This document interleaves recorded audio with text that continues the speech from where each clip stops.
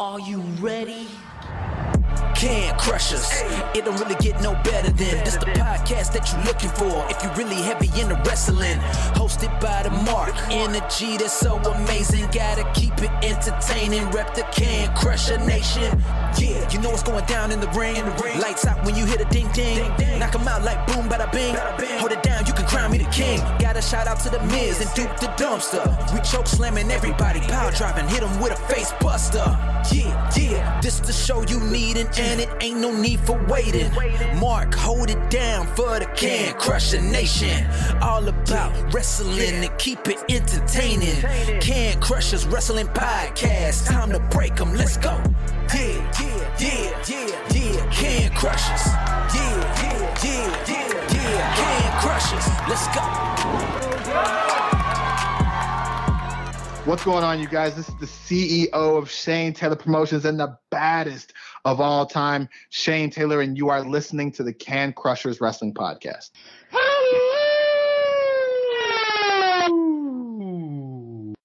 Welcome to Can Crushers Wrestling Podcast. That is Sir Michael Jenks. I am Mark the Mark, and we have no clue what we're going to talk about this week because we're transparent. We watched wrestling. We did. And we're going to talk about wrestling. But is there a lot of wrestling to talk about this week? And yeah, all right, everybody, but you guys recorded early. We didn't miss anything that we didn't miss, right? Right. I would completely agree. I mean, we watched everything up to what we would normally would in this week. It was just... You're not going to hear us talk about SmackDown in the last 5 minutes. That's all. No, you're not. You may hear us bitch about the draft in the last 5 minutes, but you're not going to hear us talk about SmackDown. That's going to be the only downfall, I think, of it. But we watched everything, and it was... And downfall was the worst choice of words there, but we're going to roll with it. But, I mean, it's just... Rolling. I do have my hat backwards. I'm feeling really Fred Durst. You have red on. I got red on. I'm supporting the Bucks NFL draft. We're recording live on the draft night, but when you guys hear this, it'll be Saturday, obviously. So we'll be 3 rounds deep into the draft by the time this drops. Right. So. Wow, look at that. You're not watching ESPN. Yeah, we got 2 separate ones going on here, so we're going to have conflicting. A plate of meat to the guys that... Oh. All right, good luck with that. Busy weeks across the board for both of us. You got shit going on this weekend. I'm back in Pittsburgh for dual plays. John's kids both have a play at 1:30 Saturday, and then John's back in another play at 8 o'clock. Wow. And then the wife wants to go prior to this to the Strip District. Oh, very nice. So a lot of good things down there. The Strip District will be spent. Yeah. We'll just kind of chill and relax and take a day of theater because we're fancy like that. Not better than Applebee's and all of that. But yeah, that's one of our things. Definitely when John's in a play, but his kids got in a play that we can go, and we really do love going to plays and musicals. They're so fun, and the people in them are talented, even at the high school level. And that wasn't a knock the way I said it. They put their heart and soul in it, so we're gonna support the theater this weekend. I love it. And tap out the fucking social media as well on Saturday, by the way. So if nothing is posted besides the podcast, that's why. That's fantastic. I'm a big fan of musicals too. I don't get to live theater that often though, but I got my plethora of musicals on the DVD rack over here. So I know it's going to be a good Saturday for you, I feel like. So what plays are we going to see that everybody's starring in? We gotta know what we're seeing. Thanks. You're welcome. No. Dad put you on the spot. No, I really have no clue. I really don't. The Kids is a high school play, and okay. Then, the English Professors is actually in Greensburg, so like a little hour away. His is, I think about. I do know his. His is, warish. I don't know if it's World War II or something like that, but okay. Yeah, so it doesn't matter. It doesn't matter as long as you're going to enjoy it. Lorax play, and that's not a knock on the Lorax, but yes. Yeah, as long as you're enjoying it, that's what matters, and you're there to support. So Yeah. That'd be fantastic. You said you have some play. Did anybody expect this, by the way, on a wrestling podcast? We're cultured people. We're not swine. What is your favorite play that you have on the docket? So right now, I love Hamilton. That is one of my favorites going right now. Rent is up there. I am a big proponent of Rent. So those two right off the top of my head. If I go musical numbers or musicals, there was one called Across the Universe, which was Beatles songs up and down. It was a mainstream release, but it was fantastic. It was beautifully done. A lot of great visuals, so I love those. I'm trying to think of one of the other ones that's what's popping into my head right now. If you consider it a musical, Rocky Horror Picture Show, I always find is entertaining and love that. So right off the top of my head, those are the four that kind of jump out to me. What about you? I'm a huge fan of John Legend's Jesus Christ Superstar. And nice. Oh, crap! It wasn't Sarah Bareilles, was it? Was it Sarah Bareilles?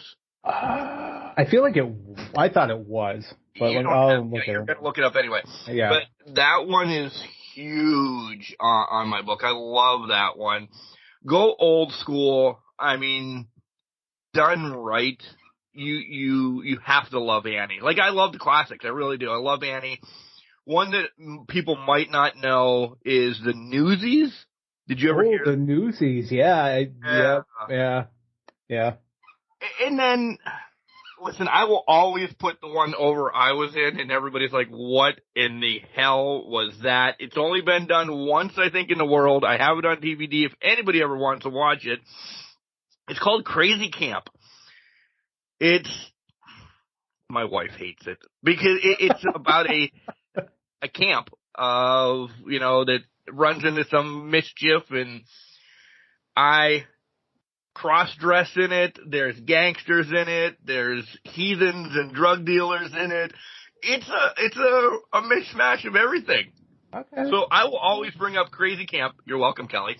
To the masses. All right, fair enough. I've never heard of it. Trust me, I doubt it's big. I doubt it ever made it to Broadway. I think it's really just a kid's one. But yeah, in Little Abner. And I'll throw Little Abner. Little Abner. I've heard that one. I will say I can pinpoint the love for theater and musicals. Came on an 8th grade trip to Toronto. We went to see The Lion King when it was off of Broadway in Toronto, and that just blew my mind of how great that was, the production and all that around it. So it started from there, and it has obviously grown to where it's at now, where I'm singing in my car show tunes left and right. So, that's the way it goes. There's days that show tunes is actually the thing that you listen to in the garbage truck when you're driving. It just pops up. I love that. Like a Thursday morning, I'm like, oh man, I've heard enough fucking podcasts for the day. I don't need to hear about Morgan Wallen being drunk, doing this, doing that. I don't need this stuff. So you put a good old fashioned show tune playlist on, and you belt. And the guys in the back of the truck are like, what the hell is he doing up there? You enjoy it. I do. On the trips back and forth from the girlfriend, perfect time for an album to come on and just go for it. I'll say this. I've never been to Broadway, off-Broadway. Mine are all kind of like community-based ones that I go to. Fair. Yeah. I'd really like to. I know Pittsburgh has probably the closest for us kind of off-Broadway-ish type of thing. I always see people going down. I need to find where I know there's a place, and I don't even remember what the theater's called, but like which ones are coming up, because I would honestly like to be a fancy lad, dress up and go to one and enjoy it, Yeah. Like that. But listen, for me, it is about the community. Anytime one pops up around here, Kelly and I we don't even know the plot or anything. We're like, let's go support, let's go, because we'll find out that we know somebody, even if we go. Right. And we look like the creepers around when the high schools are doing them, because we have nobody invested in these high school plays. And we show up, and they're like, oh.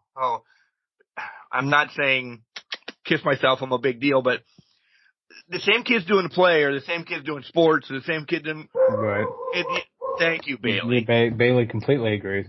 So they then see, oh, it's Mark from the radio here. What the hell is that weirdo doing here? Thanks, Bailey. I'm a weirdo. You're not a weirdo. You love what you love. Theater, I love it. I really do. And again, if you listen to the spotlights, I wrap it back around. A lot of wrestlers and everything kind of dabble into theater because what is wrestling? It's live theater. If you don't think it is, then you're crazy. Yeah. I mean, you think about, well, let's compare it. When Jericho and MJF did that whole debonair singing thing shtick, that was musical theater, and everybody ate that up. So, guys, if Judas every week, people sing in mass to him walking down to the ring. Yeah, you're part of a choir. You are. Yeah, you're a free choir. You are a free choir that everybody loves, and that's what makes it beautiful. Yeah. In that aspect. So. Yeah. That and Disney songs too is Disney songs will go. They hit hard. By far the number one is Moana. How far? The Rocks, You're Welcome. Oh, how far? Yeah. Oh man. You're Welcome's great too. Moana hits more than anybody knows. Like it's a great one. And then you got Frozen and yeah. Yeah. And no matter how much, I'm a bad fucking singer. Oh, I love listening to myself sing. I will sing till the days are long. I will rap if I have to. I will drop a bar, whatever it is. Ooh. I love it. They're not good. They are not good, but it's gonna happen, and that's the way it is. If it's a way to release it and get yourself all in the mood and jiving and everything, shucking jiving, if you will. We both did the Dusty, by the way, right there. We did.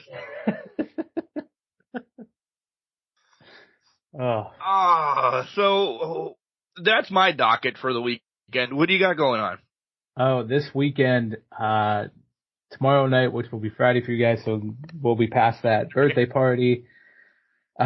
Seeing the girlfriend at some point. It's supposed to rain, I think, all weekend. Soon for the next 10 days down here. It's going to be raining a shit ton up here. I don't know what day or what. I'll see the girlfriend at some point this weekend again. And then just trying to figure out, it might be just gaming because stuff that I want to get done inside the house, I need to go outside to do it, and it's going to be raining, and, there's stuff outside that needs to get done, and I can't do it, so I'll just sit back and relax and just game a little bit, so that'll be where I'm at. Good transition. Guys, really nothing is planned for this show, so it'll be transition after transition. WWTK now on sale, like 97.5% off already. 23? I didn't even see that. Yeah, I got an email today. I don't know if it's that much, so Jesus, don't quote me on that. Can Crusher said it's 97. It's pretty much free.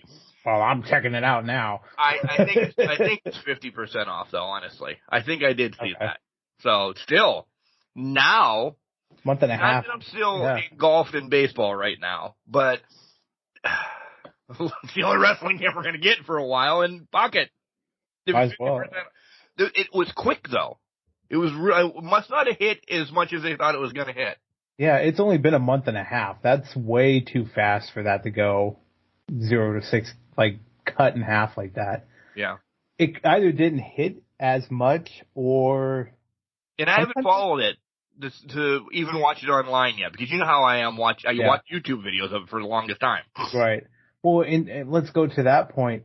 It could be just, how PlayStation will just cut sport games left and right, no matter if they're in season or not. They will hack that price within a month of it. So it could be just following that trend of sport games where it's like, nope, we don't care how much you're selling. We're gonna cut it because we need to push it and get it out of the store or something like that. So, but if it's 50%, definitely worth investigating. If I have a softball game tomorrow or yesterday or fuck this, I don't know. I'm going to be confused all day, all podcast. if I have a softball game, all right, maybe I won't buy it this weekend. But if I don't because of the monsoon, I have nothing going on Friday night now. No, that's fair. You can do that now. I mean, that's good. That'd be a good weekend. Put the draft on the computer. Mm-hmm. No. By the way, I killed my first alligator in about 6 months. Finally, I have a way. Finally, how did you figure it out? I carry this.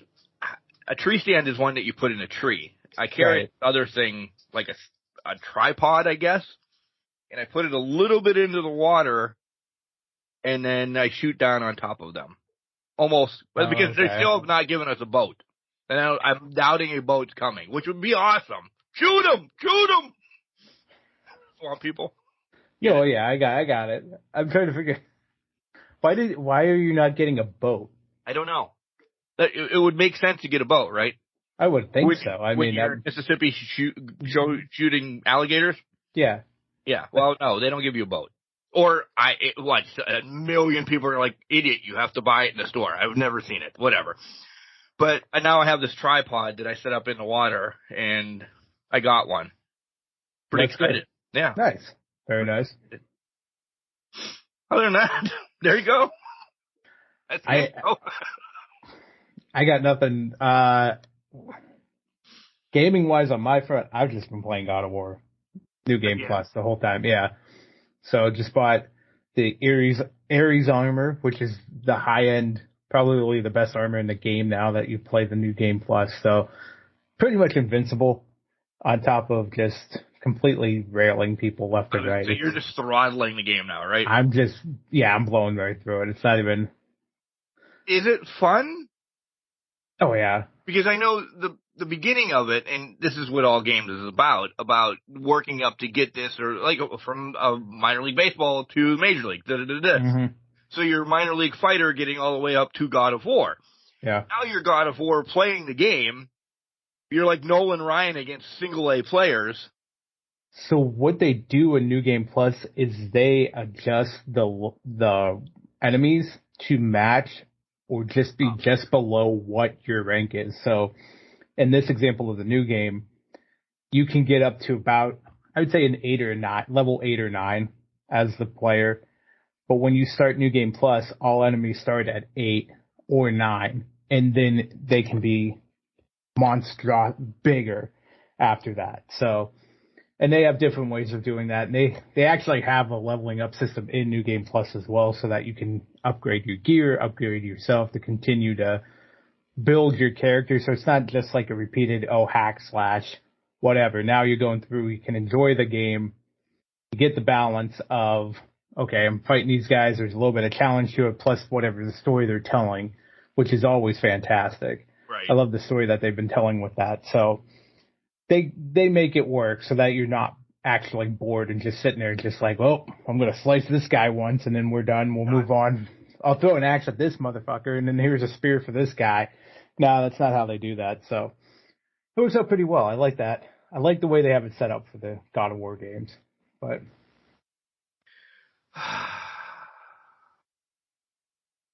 hot topics. There's one that I have right off the bat. We have to go. Well, let's start with you. You're the one you got. How much you like the new belt?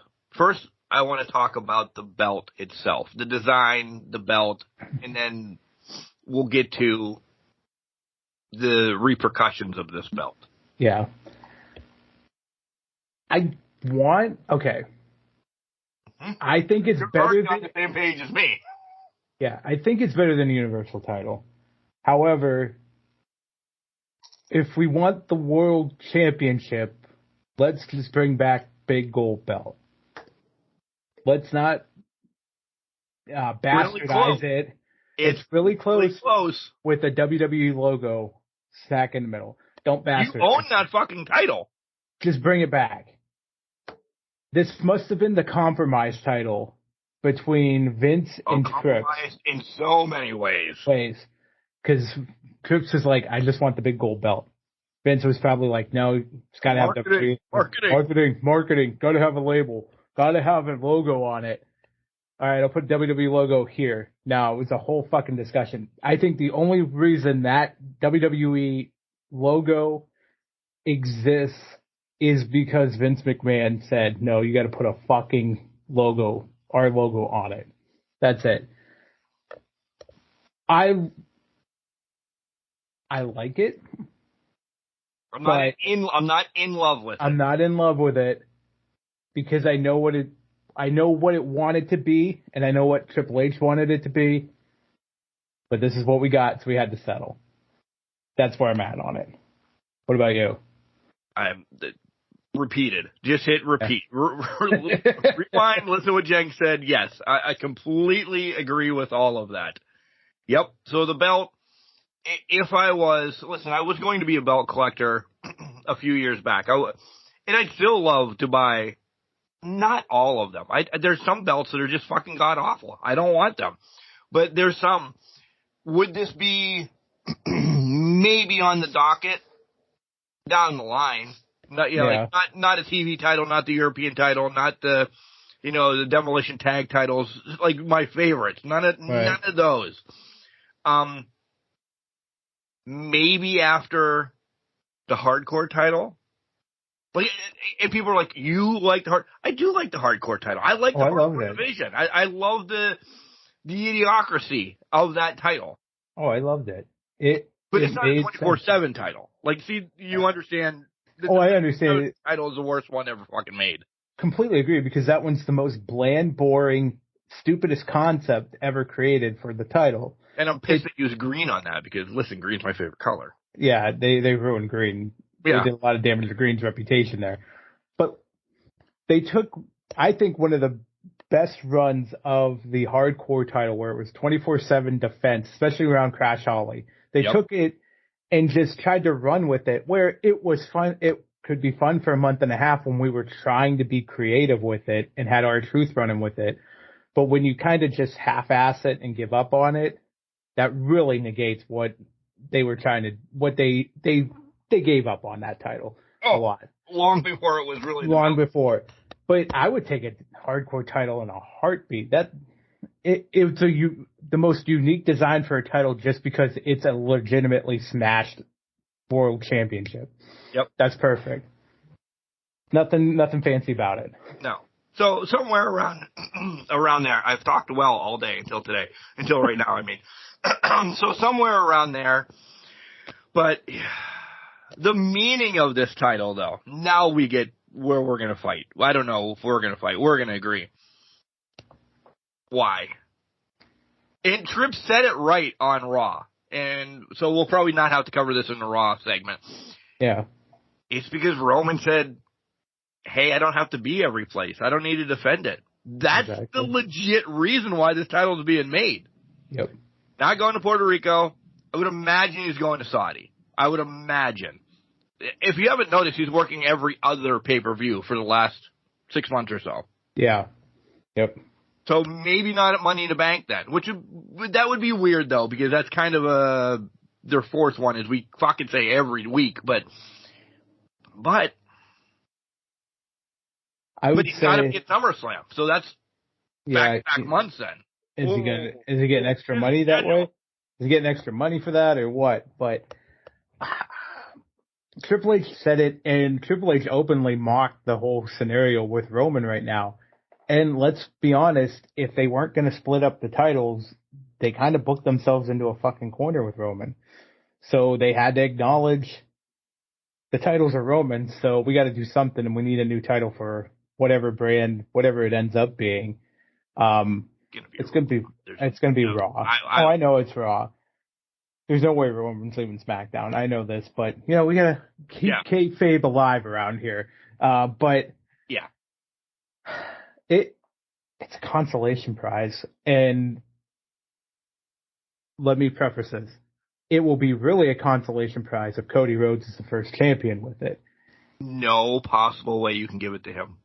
I agree. There's no way Cody Rhodes is your first champion with that, because it's consolation prize city, and you've destroyed the titles and dead in the water. That story's done then. The story's done, and it's dead in the water.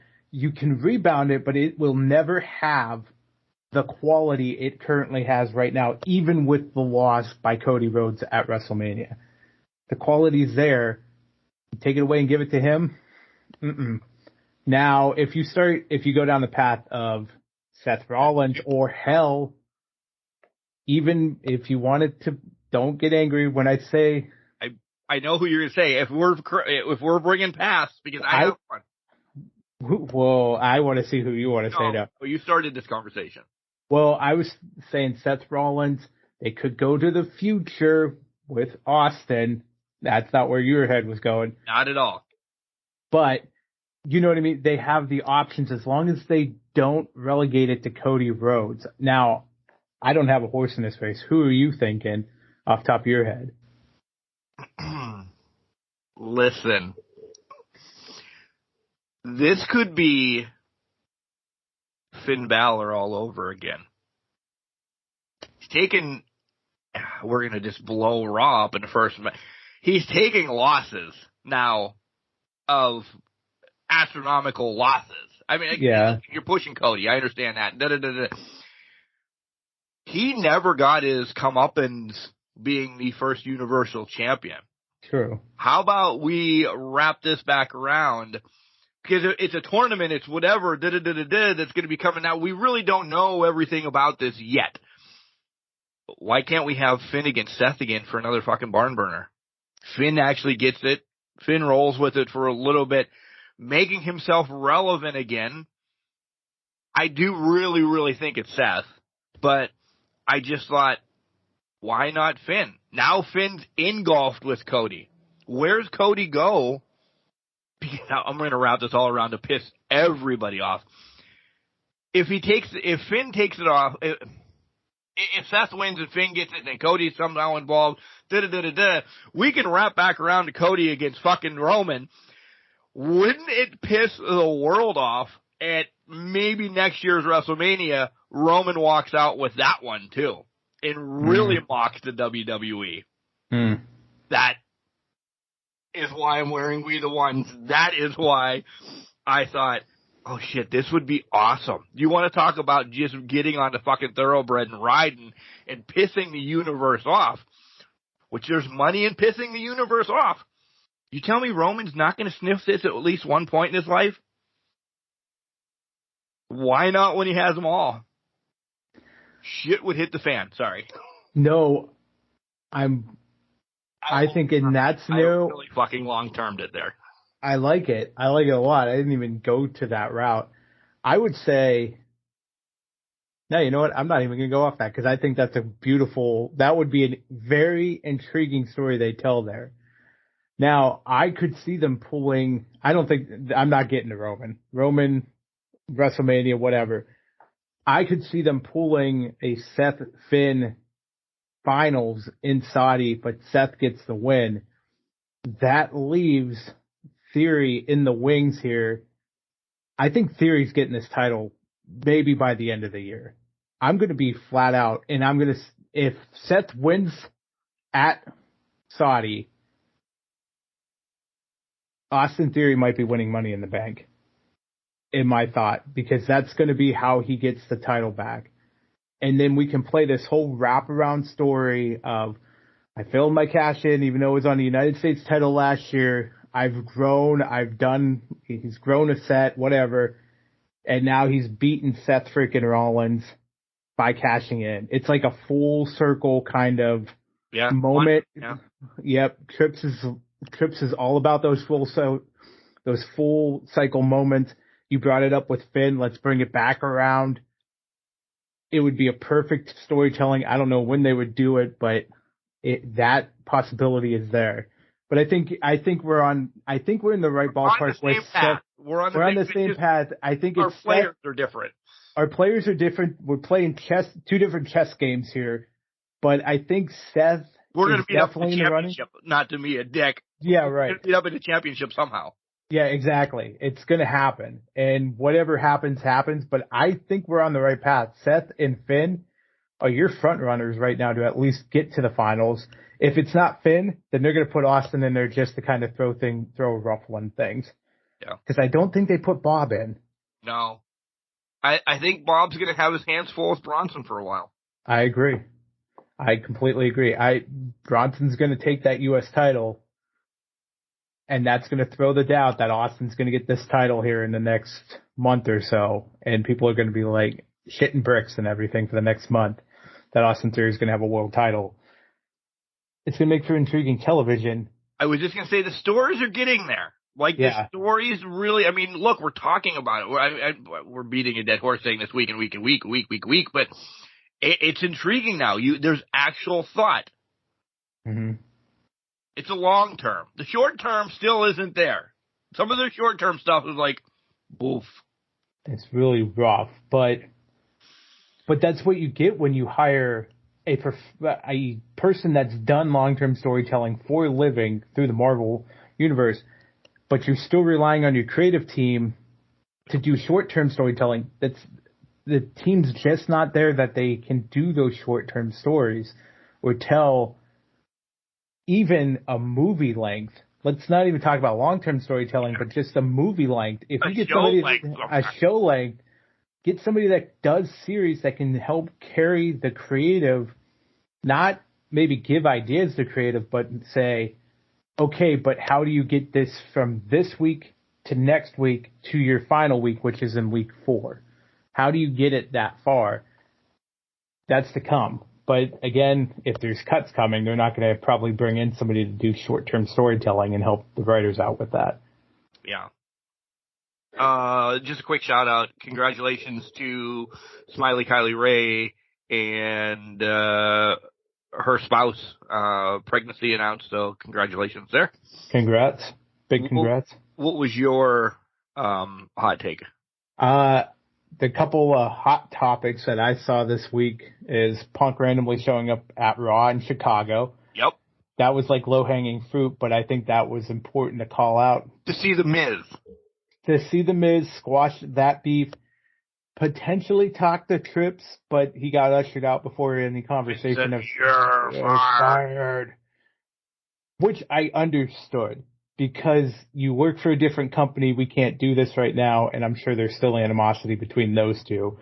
But different companies, that can be conflict of interest, things of that nature. Yeah. But I'll understand. But the way it sounded, it was very cordial. Everything seemed to be no fighting, nothing, no all-in brawl. So take it as what you will. But he's mending fences, which is probably a good thing in the industry, as it is. Yeah. Starting to not. He hasn't mended many, but he's starting to mend some fences. So the other one that I wanted to call out was Chavo just not liking Rey Mysterio anymore, huh? What? What? Why? What is this beef about? I never. I was like, where did this come from? And like, I thought Rey was close with the family. I did too. Apparently not with Chavo, at least. Chavo is just not happy. If you haven't seen it, he was telling Rey to stop with the tributes. And then somebody mentioned, that Rey and Eddie were close, and he's like, that was not the case at all. And I don't know what happened.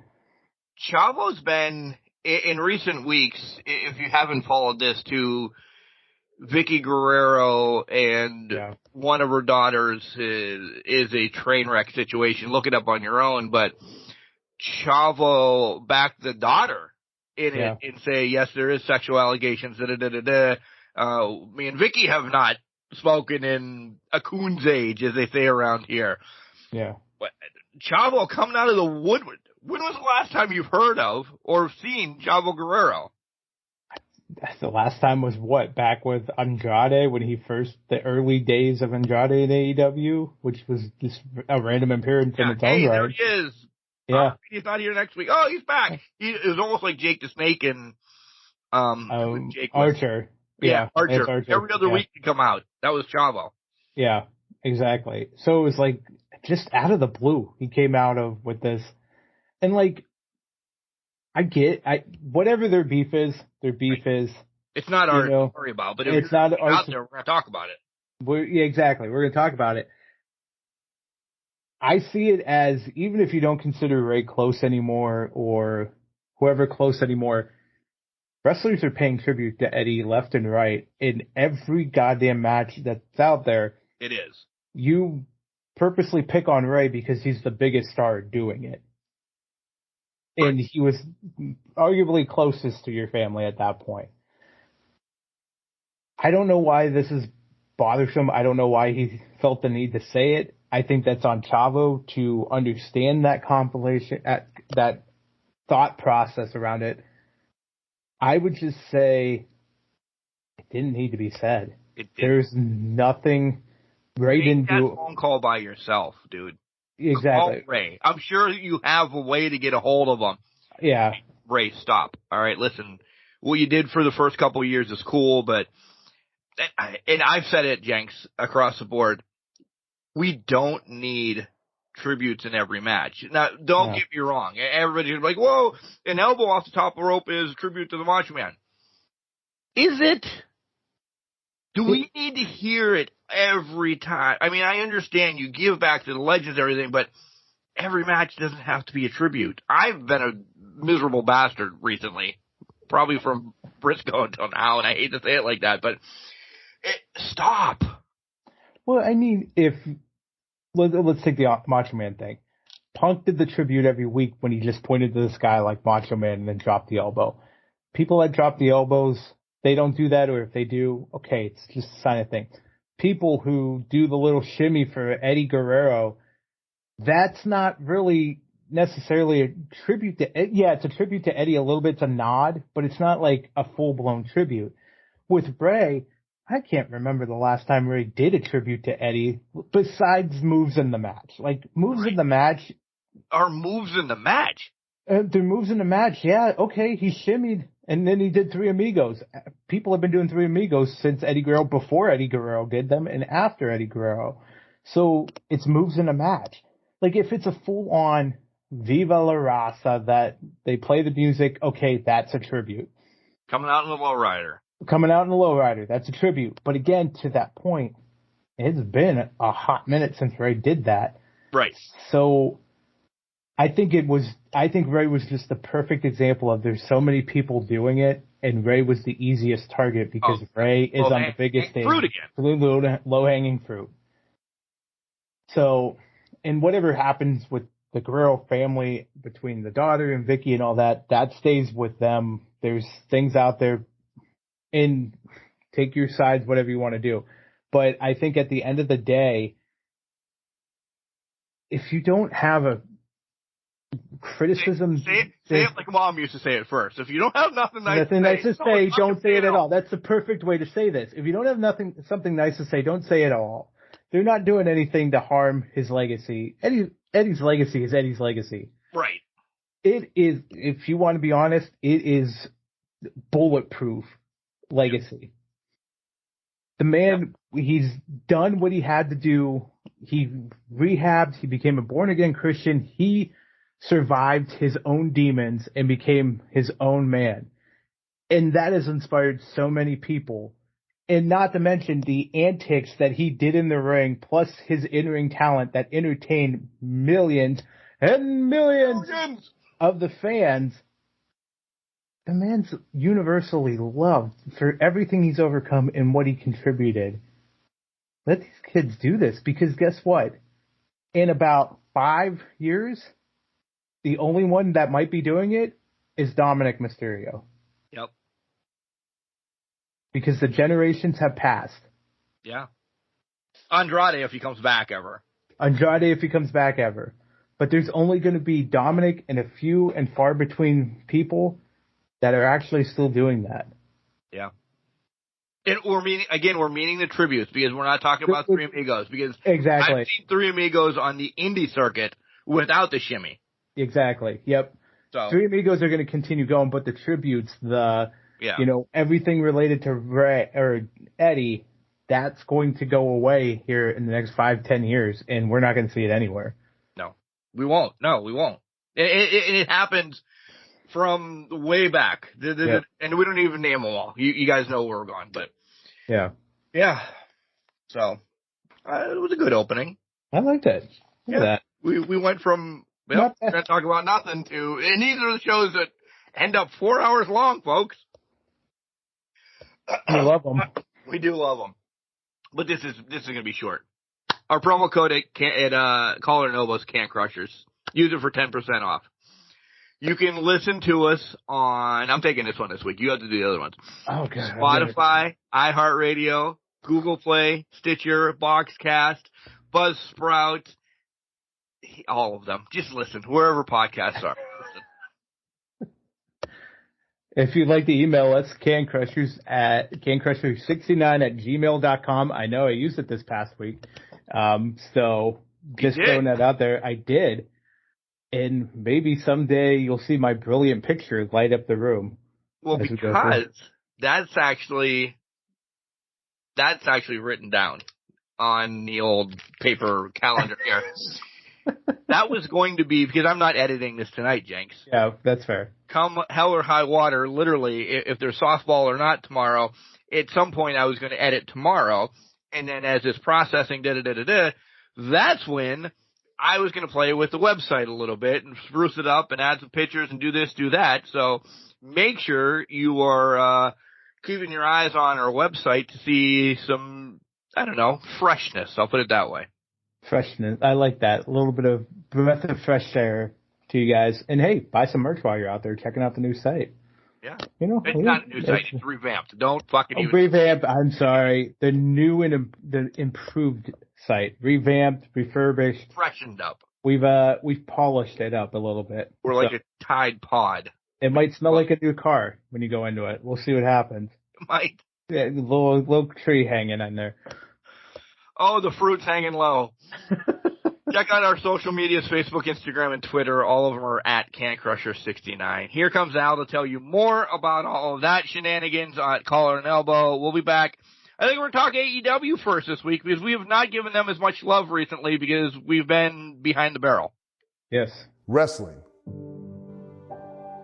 A love and a passion we all share. I've started a wrestling brand. The wrestling brand. A brand founded on the aspects of wrestling. Two entities working together to create a product that connect emotionally for people everywhere.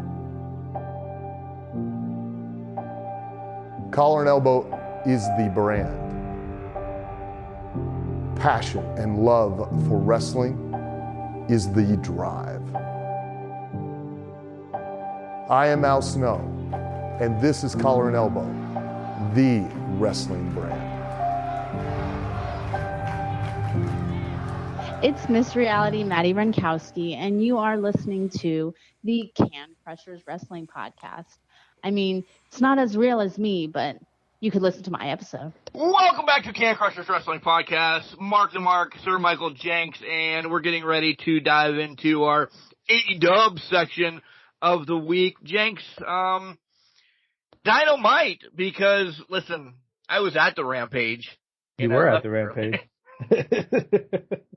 By the way, I hope you guys remembered that Rampage was on at 5:30 last night. What a random ass time. Listen. Don't you love basketball season? Yeah, whatever about moving it. Our game's over by, I'd rather have it on at like midnight then. Like, once you have a sporting event that late at night or whatever, 5:30. People are just getting home on the East Coast. You know, they have shit to do. And I understand, probably Rampage is taped for a lot of people. 5:30 is not, don't look for the viewership to hit 1,000 probably. There's supper, there's baseballs, there's this, there's that for kids. And it's 2:30 in the afternoon for people on the West Coast. Yeah, nobody has jobs on Friday afternoons on the West Coast. Didn't you know that, Mark? What? I mean, we're all not the English professor that can sit and watch TV at work. Like, come on.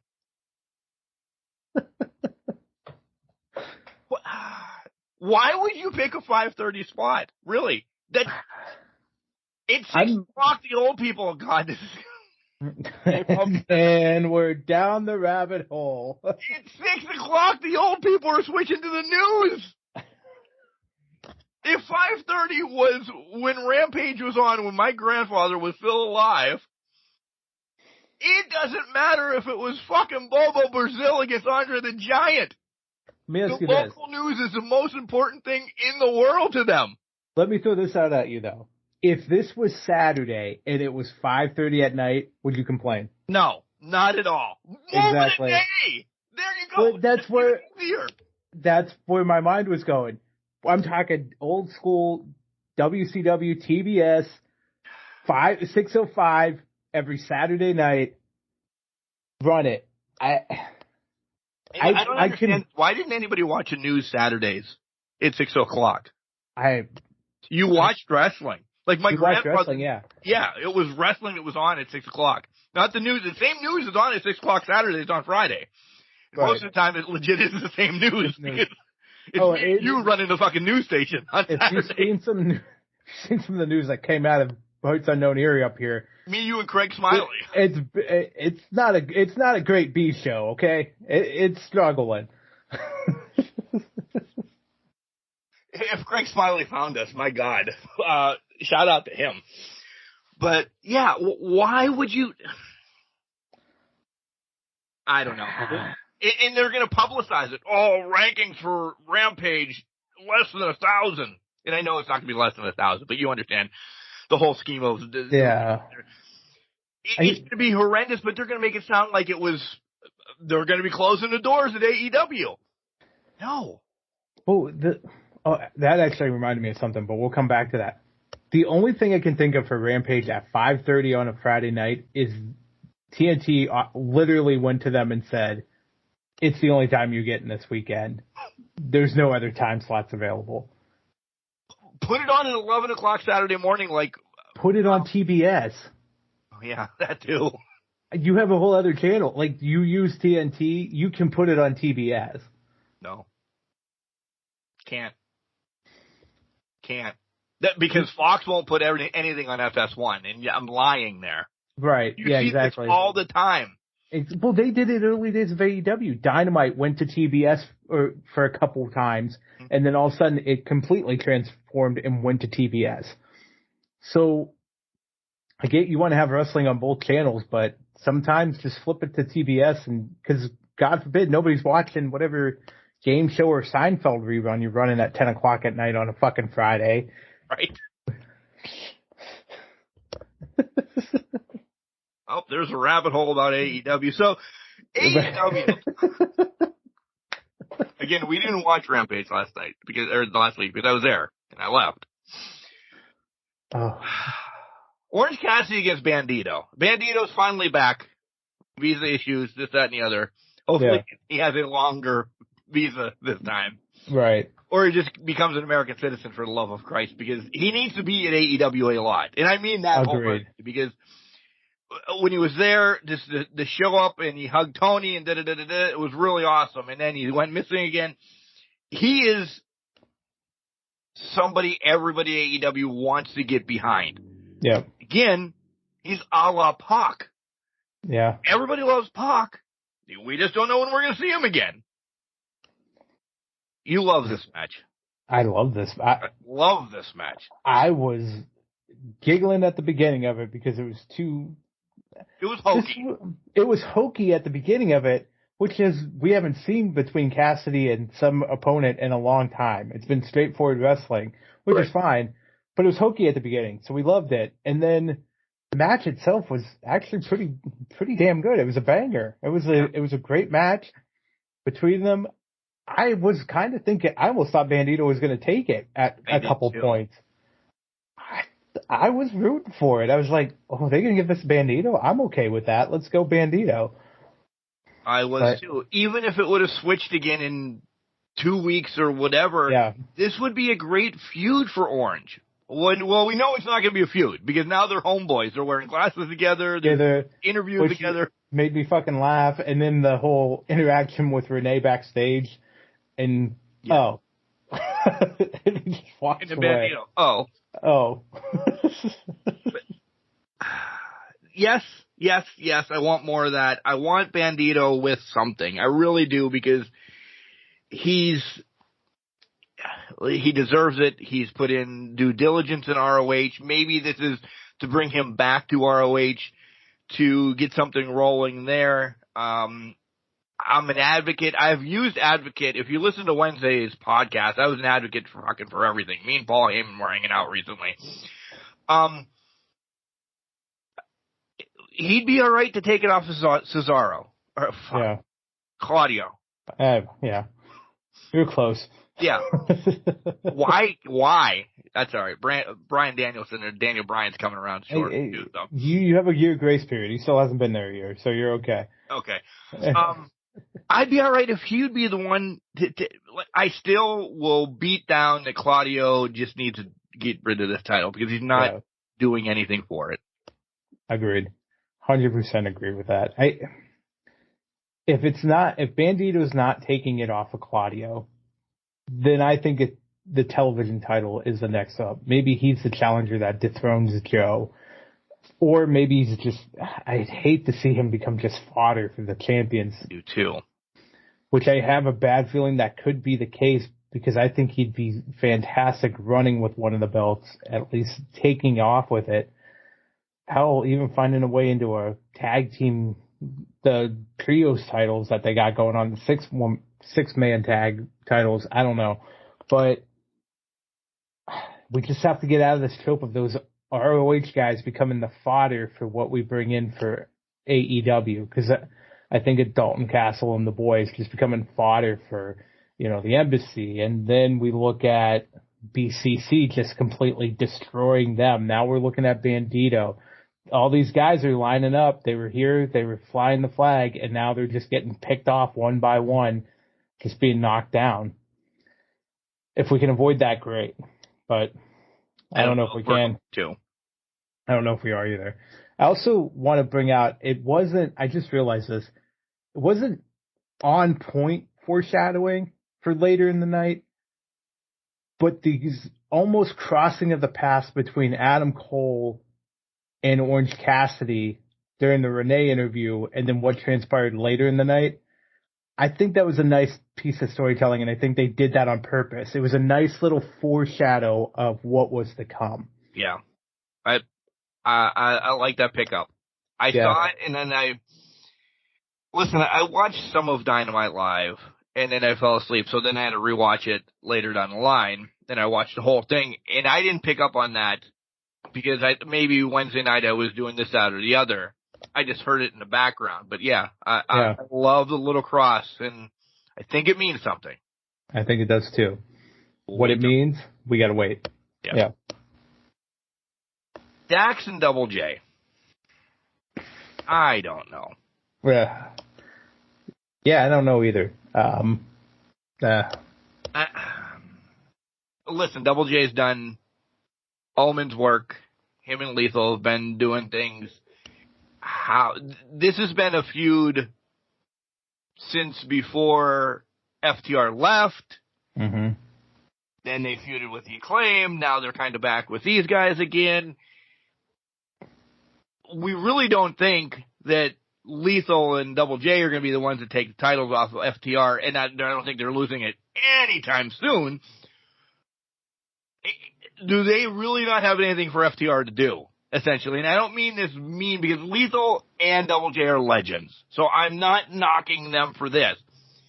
This is just one of those long, drawn-out storylines that who is invested? That's a great callback that they played this card before. I didn't even remember that this whole thing happened before. This, to me, it feels like a short-term story to get us back to the guns and FTR at Double or Nothing, because they need the gap team, and they're like, well, we have Jeff Jarrett and Lethal here to throw to the fodder. Whatever their case may be, I really don't think we needed a singles match between Dax and Double J to accomplish that. No. That was rough. There's some parts of that where they were not on the same. They weren't even in the same book at some points in that match. And it's not that ones were not bad or either one was bad. It's just sometimes maybe you just don't mesh well with an opponent.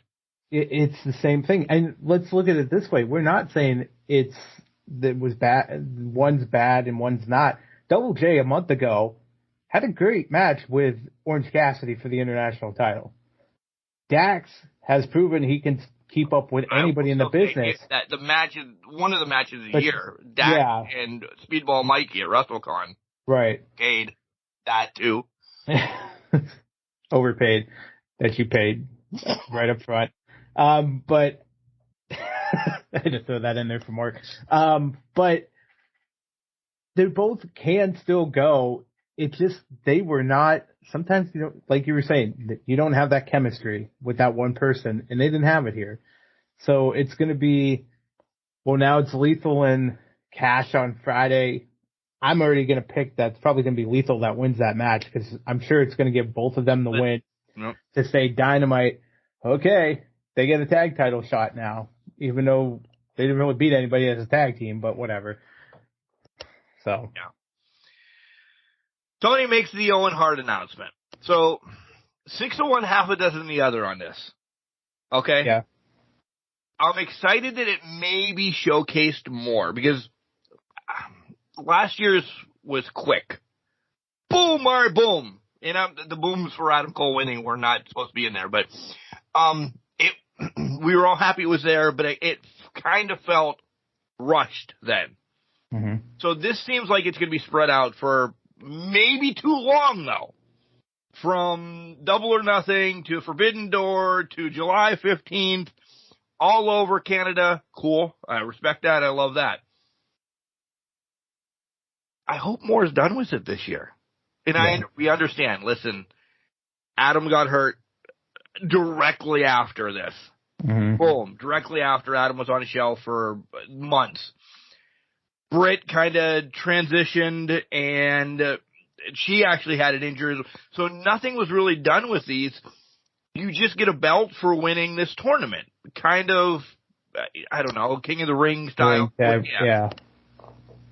Let's do something more with this. It doesn't need defended every week. It's not but hey, we're going to someplace special that maybe Owen had a big match in his career. And we're going to showcase at that or something. Because last year it felt like we celebrated Owen for a month. Mm-hmm. Now I'm saying we forgot about him because that's the wrong word, but we just put him back on the back burner. This one's over 2 months now. Okay. What's it mean afterwards? Yeah. Well, I want to go off your point that you made about bringing it up and putting it on display where he used to wrestle and making it a big deal there. Tony Khan made it a point in that moment announcing it that Forbidden Door, because of Owen Hart's ties to New Japan, they were going to have a tournament match some tournament matches at Forbidden Door, however many it is. So the realm of possibilities there. Yeah, you had the injuries that derailed it last year. But to be honest, before they were injured, it seemed like they kind of just dropped it anyway. Derailed it itself. So this year I'm hoping, but we talked about this, I think, last year. These people should be winning. Maybe they win the tournament so they get like an undercard title shot, or like, hey, let's go TNT title for you, TBS title shot for you, and do it that way. I think that's still valid. I mean, why not take it to that? For winning this, because that's a tournament, but you should also get another prize. Well, I think how symbolic would it be if you get that title shot against the TBS or TNT title? Let's go with those ones. And you sit there, you look at the belt, you win the belt for the Owen Hart tournament. When you go to take on that wrestler for their respective title, you trade in your title, the Owen Hart title, for that title. That then gets put back onto our proverbial shelves until next year when the next person steps up. Hell, make it for the world title. I would love to see a summer tournament to do the world title. You do the world championship eliminator anyways for Full Gear. Yep. Let's do it here during the summer. Let's run it for Owen Hart. Tie it in. tie it to All In, tie it into one of your monthly specials, or Clash of Champions, and make Clash of Champions an even bigger deal. Or Battle of the Belts. Sorry, it's Battle of the Belts now. Right. You guys knew what I meant. But utilize that as a stepping stone, and utilize it as this tournament means more than just the namesake that you can tote around for a year, maybe two. Right. Yep. All In agree. Wardlow against that guy. Did they even say, and listen, again, strong component, at least put the fucking graphic of the guy's name up. He got beat in 37 and a half seconds, whatever. I don't know if that's the right time, but he got beat really fucking quick. Well, he got beat so bad his name fell off. So let's give him his comeuppance that he made it on Dynamite. He must have pissed somebody off in the back. Somebody got pissed off in the back, and they didn't have any other options. So they're like, this right, guy. Fuck this guy, you're unnamed, and you're getting rolled in 37 seconds. But Arn calling him the Dynasty, calling Wardlow the Dynasty, not that guy, calling Wardlow the Dynasty. Yeah, listen, go back to the inception of Can Crushers. We've always said that. You've said that when you joined. Everybody that's ever said Wardlow is the Dynasty. This is his time. I almost want him to lose this title and listen, the build-in opponent till there is MJF. Yeah.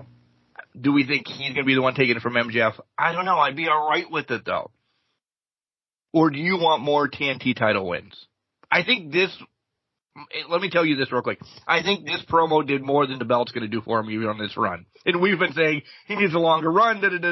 I think that promo really – Arn fucking Anderson again. Did it. Arn can sell anything. And I would agree with you. The promo did what it needed to. I only say he needs more TNT title wins or runs because they need to get him to MJF, and they apparently have a path with all four pillars for, I think, more than just Double or Nothing. So I feel like they just have to keep the title on him to get him past all of what they got built in. Right. But you're right. It's there. I've always considered, and I think I speak for everybody else, Wardlow's the fifth pillar of this company. Right, wrong, and different. He's not named as a pillar, but he's a pillar. He is going to be the powerhouse. He came after. He's going to be the powerhouse that complements all of these guys' styles. MJF can do it all, let's be honest. He's that great of a wrestler, he can do it all. Jungle Boy, Jack Perry can have you submit, can tap you out. He's technical against it all. Sammy Guevara, high flyer, all of it. Darby, Daredevil, just coming at you, the brawling mentality of him. Wardlow is going to be the foil for all of these guys for years to come. So when each pillar gets their title shot, Wardlow is in line to either dethrone them or get after them. Wardlow is going to have a world title at some point, but he's going to start being the foil for each and every one of these guys. He's the Batista of this whole scenario right now. And and Batista, in the best way possible of saying that, yes, he's more athletic. Not Blue-Tista, but the best Tista. We'll go with that. But he's going to bring the best out of each and every one of them because, guys, it's the classic David versus Goliath, and usually those are the best chemistry matches that come up. They really are. They really freaking are. And listen, before we push Wardlow to the moon and back, I'm salivating to see him in Lucha. That's going to be an amazing match. It's going to be a huge win for Wardlow. Yeah. I don't think Luchasaurus is winning this title, but it's going to be a great match. And, it's going to be a great match at Double or Nothing because, let's be honest, that's when it's happening. Yeah. So, Double or Nothing, yep, I'll buy it. It may steal.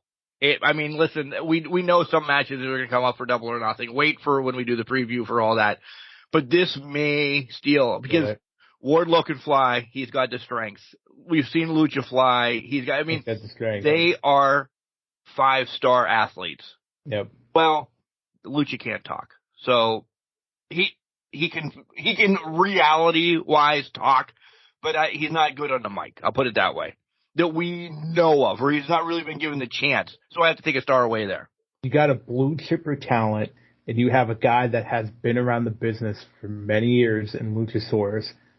It smells like a show-stealing number. Yep. It's going to be a banger. Show-stealing number? Yeah. We'll wrap that in there somehow. People are like, I hate the way that you guys figure out your titles. Well, that's because we don't fucking prepare It's at all. better than the one I came up with last night. Last night? Well, when we're recording Thursday nights, what I came up with during Dynamite, and it kind of plays into what I think is the next topic is the Four Pillars match. Well, I was going to talk about BCC beating the snot out of RJ City. Okay, let's talk there. Let's go there real quick. Listen, RJ City's just fucking getting leveled now, left and right. Oh my god. Fell in love again. Back to IWC again. RJ City was there. We fell in love with him. He's charismatic. He does everything in the ring. He's a great wrestler too. He really is. Maybe he doesn't want to wrestle anymore. Maybe there's an injury that kept. I don't know what happened. Why RJ is not in the ring anymore, or he's only doing like one-offs on indie circuits or whatever. I don't know. I didn't follow him that much once he left. This is the perfect thing for him. He can get beat the snot out of him. He talks well. He hosts a podcast now. Like, he does everything. He's perfect for this role. And to have somebody that you can beat up backstage. Listen, you're not going to beat up Renee. You're not going to beat up Dasha. You're not going to beat up Justin Roberts.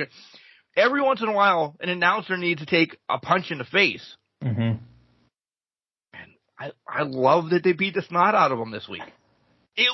We're going to cover this longer than the amount of time he was on air, but it just is so good for him. Listen, he's still a wrestler. He's still wrestling talent. He's still getting paid by AEW. He should get his comeuppance yet too. I can't disagree with any of those points. And he can sell. I mean. But on to the Four Pillars match. Sammy and Darby was what it was. And people were like, wait, what? It was what it was. I didn't go crazy for it. I saw the writing on the wall. Yeah. I've been telling you this. It's going to be a four-way match. Well, yeah. Now that we've seen how it all plays out. But it was different than the way we thought it was going to happen. We thought Jungle Warrior was going to be the one coming out here. I didn't see them selling pickles during the whole fucking match. Really? I know.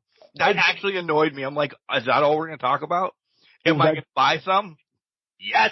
I will look for it. Hell yes. And these better be probably the best. Be as much as the fucking bubbly was, though. Oh, probably. Oh, 100%.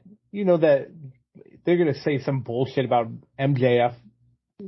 That's the brine. Pickle brine come from Antarctica or something. The pickle brine's from Antarctica, a drop of MJF sweat for glistening effects or some bullshit like that. I was sitting there like, are you fucking serious? We're going back and forth about, and then Paz struggling to get a fucking pickle out of a jar. Paz, get your meat fingers in there. Get those fucking sausage fingers in there and get the fucking pickle out so we don't have to hear that. The downfall is a little bit of the bubbly you can put on your shelf and it's fine forever. Yeah. You can't. You can keep pickle juice for about 2 years. That stuff starts to grow, dude. I'm not going to have a jar of pickles sitting in the studio. Keep the pickles. You keep the jar in the refrigerator for a couple years. You're not going to leave it in the studio. There's no way that's going to happen. I'm not I don't want to. If you buy them cold, they have to be cold for the rest of their life. Oh, yeah. In pickles in this house, do not. Well, listen, Kelly, when it was Mountain Man Fest here, Kelly spent $100 on pickles that were gone in a weekend. So we can't keep pickles in this house. It's almost like fucking dilly bars in November. Right back around 6 months of that, by the way. Did that open finally for you guys? Yeah. Okay, good. Yeah. Yeah. All right. So get back to the match. The match was what it would need to do, and then Tony Schiavone says, "Hey, the two good guys are going to face two bad guys next week. The two good guys win. Everybody win the match. Yeah.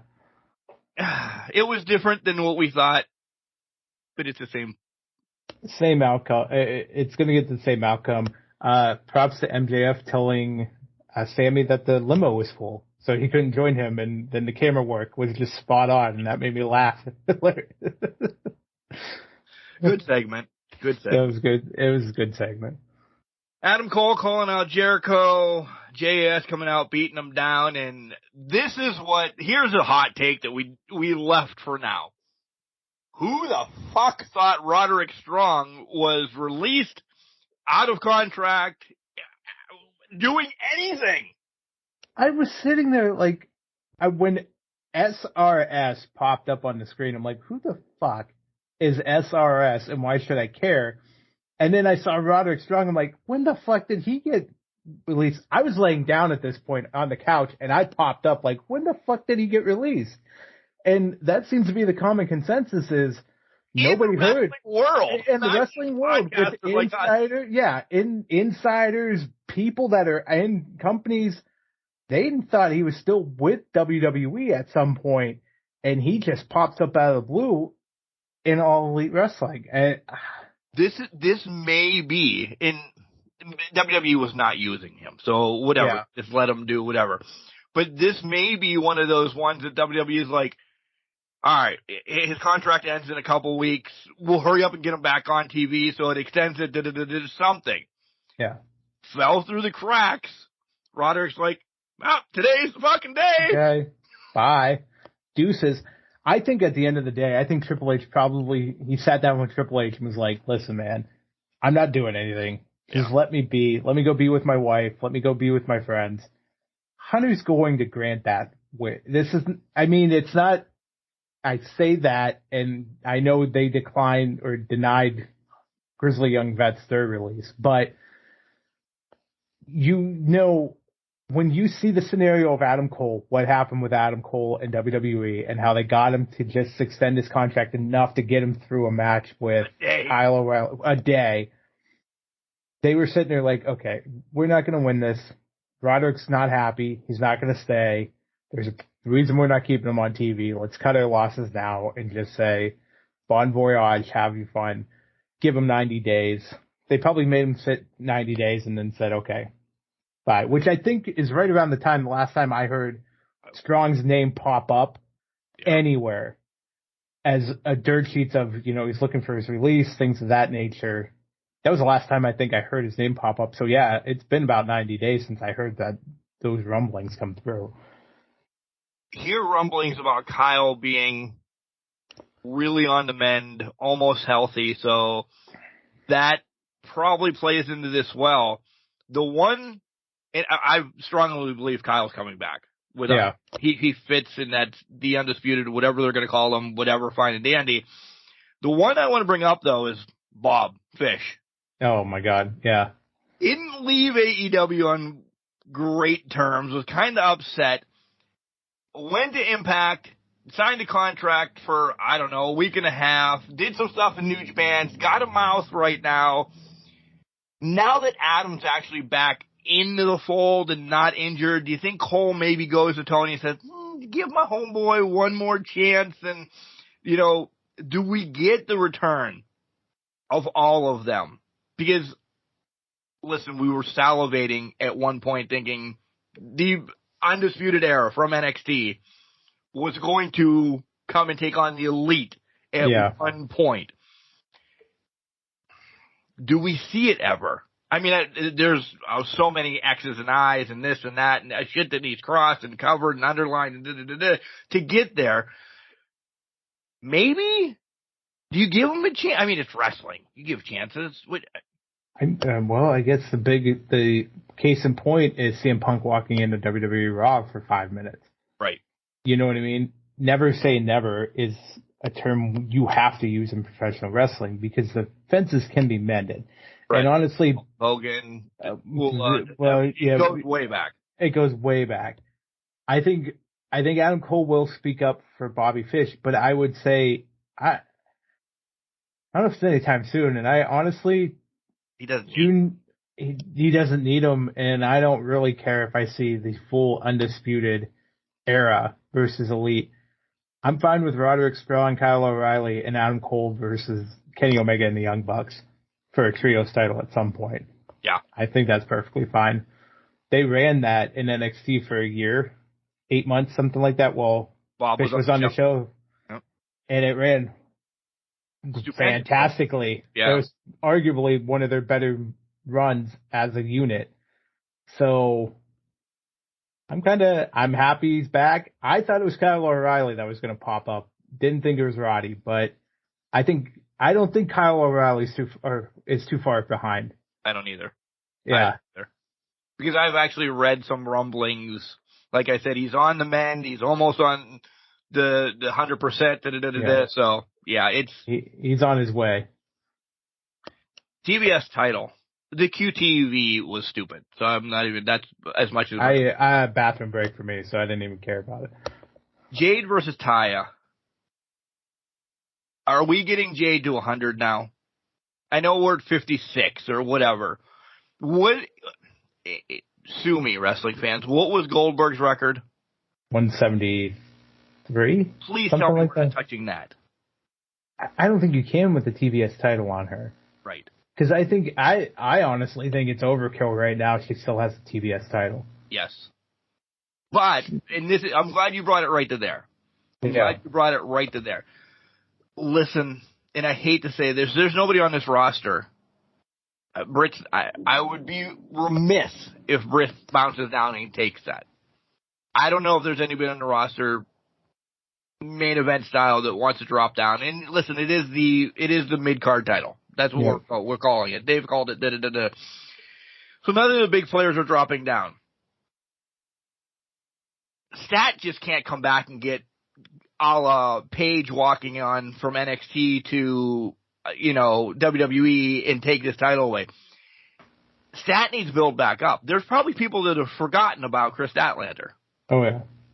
100%. And we have been saying it's going to be Stat, it's going to be Stat, it's going to be Stat. If it's going to be Stat, we're still months away. At least. All out, maybe? All in? I don't know. How long does she... Now it's to the point. How long does she keep this? Is there a free agent woman out there that comes in and takes this? People are going to say Mercedes Moné. She just had an extension. We don't know how long, but it could be for a couple months. But yeah.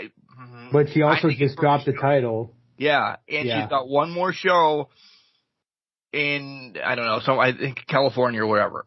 I think she's got one more show. She has left Japan, so she is headed stateside now. She tweeted that herself. Once she gets to stateside, is she there? I think, is she there? Yes. However... Not for a minute, though, because we've said this. Yeah, you have to be committed for 3 years, whatever it ends up being. However, she walks in, she's main event. There's no mid-card title here. Right. I honestly believe the only way out of this for Jade is for her to title for title demand the women's championship. And it's her and Hayter at some point this year. And honestly, I don't think, unless Jade loses that somehow, I think Jade's beating Hayter. I do too. But on the same aspect, and I'm glad we're going here, I don't think Jade's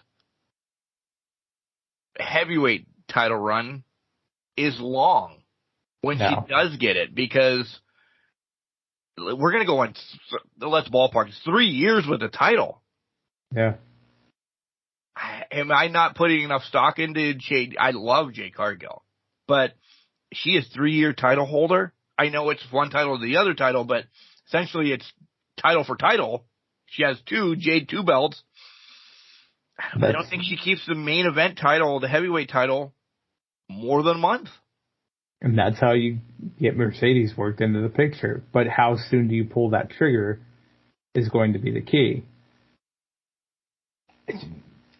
That's the $1 million question here, because I at no point thought Taya was going to take this, and it seems like this is going to extend past this. The ending was horrible.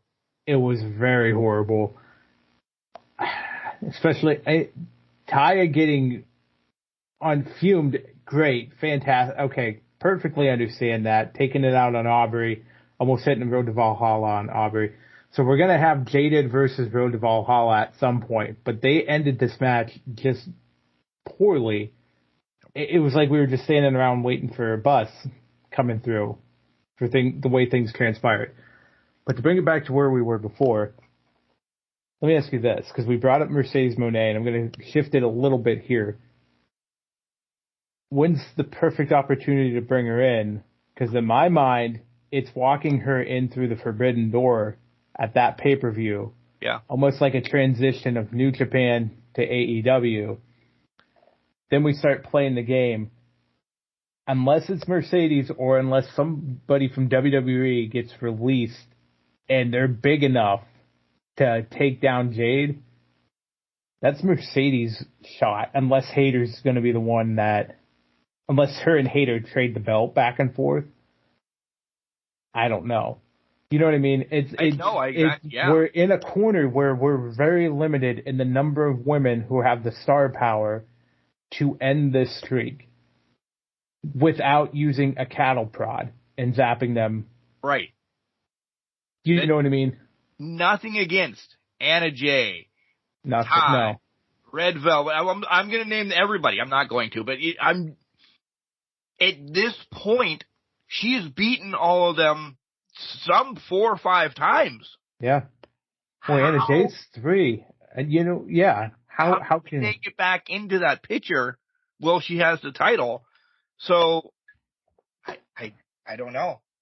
AEW has a slight problem right now with that title because it's preventing other women who are working their asses off from using that as their workhorse title to produce those great matches to up their stock. They have to eliminate, and I'm not saying take her out or anything like that, but they have to eliminate the Jade problem, and the Jade problem gets eliminated by getting her to the world title and then getting the world title off of her at some juncture in some capacity. Yeah. And I wouldn't doubt when she does lose the world title, it's a la, air quotes, injury. So she's on the shelf, and not that we forget about her, because we can get updates from her, but she had an injury. That's why she lost the title. She didn't, yes, she lost the match, but it's the injury prevented her from doing whatever. Like, you have her build up now. Listen, if it's Jaden gets Britt right now, and I always use Britt because, listen, she's a pillar. That's what everybody. If Jaden gets Britt, I don't know. Britt beats her. What's it do for Jade? What's it do for Britt? Like, I don't know where this does for anybody good right now. It doesn't do anything good for anybody right now. No, the only problem. It's a huge Jade problem, and to bring that point around, it really narrows down the field to you either have a big free agent, and there's only 2 to 3 that could be big free agents to come through and knock down Jade, or Jamie Hayter's taking her down. Yeah, that's your line. It's your AEW Women's Champion or some of the biggest name free agents, Mercedes Moné. I couldn't even name another one right now. If Bayley takes a release, we speculate now, but it's speculate. But if Bayley takes a release, those are 2 that could do it. You have 3 people that might be able to dethrone this person. Maybe I will throw one out from Impact. Maybe a Jordan Grace because muscle for muscle, and it's a surprise opponent that night. Yeah, I'm sure Jordan signed for a while. I don't know, but like somebody like that from Impact. Otherwise, I couldn't name you another one besides those 3. I couldn't either, and maybe that's the state of the industry right now. But there's outside of those 3, there's nobody else that could come up and do that, and it's because they're just not developed in a way. Yeah. I thought when this TBS title came out, good for Jade to get it right off the bat and have this run, but I've always thought this was a sky blue, a red velvet, Yeah. a bunny, like that to get them, and even Stat when she was healthy. Yeah. But, Killapilla, Tell, the Outcasts are pretty much all but dead. And then we get the Team Omega against the Butcher and the Blade. I understand why this was pseudo main event because of the things that happen afterwards. You could have had this match first, and it could have done the same thing. Yeah. When there's that lackluster of a card, and I don't say this card was really lackluster, why not have, who the hell was it? Sammy and Darby, your main event, and then do that to end the show with MJF going off, because that's still at least around the heavyweight title. This isn't around anything, and no knock on Butcher and the Blade because we love them. When you put Butcher and the Blade against Team Omega in this, we know what's going to happen. Mm-hmm. Do this first. Yeah, this should have been the 9 o'clock slot. Yeah. I completely agree. I thought it was asked backwards. I was like, why are they doing Darby and all of that, the Four Pillars match, when that has been the focal point of your programming for the past 3 weeks? It has started the show and ended the show. And now it's the middle of the show. Is it because of the pickles? Because I'm not buying the pickles now because it forced it to the middle of the show. Joking aside, I get it. I get they wanted to leave that image of blood to catch with the blood coming down. But I think you're absolutely right. This was a mid-show segment because it didn't do it wasn't great. It just showcased, okay, these two are now partners now. Oh, wait. Yeah. Oh, wait, are they partners? Takeshita might be with the BCC, but now he turned them down, so now he's bloodied in the middle of the ring because of that. Cool. It didn't make any sense the way this card was laid out. I say this. People are going to go apeshit when I say this. This is a mid-card storyline because there's nothing around it besides these guys fighting. We all love the BCC. We love the Elite. They are main event players. I understand that. There's better stuff going on than this.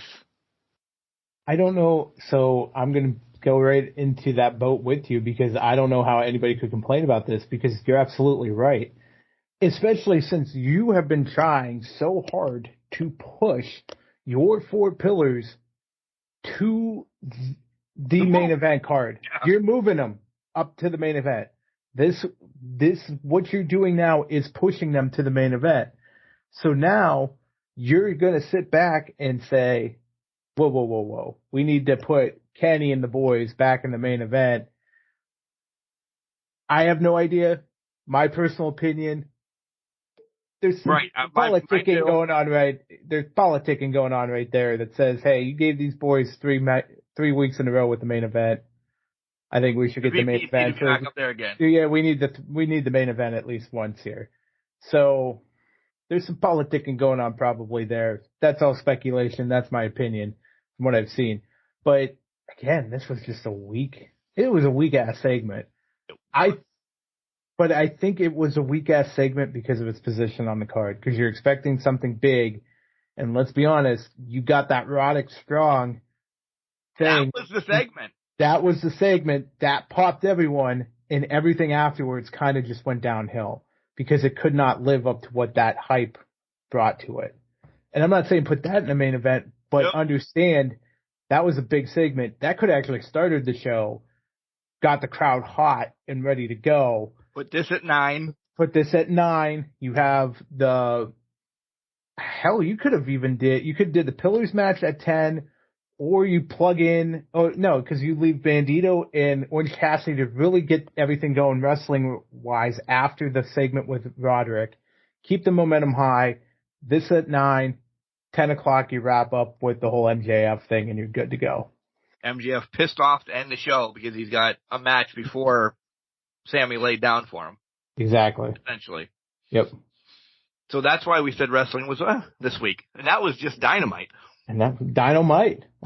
And again, we didn't talk about Rampage because I was there, and it was Rampage. All right, let's take a break, come back, talk about SmackDown, and then Raw. I'm Loverboy Timothy Flowers. And I'm Dashing Chris Ringrose, and we are the sexiest tag team in professional wrestling, the Brothers of Seduction.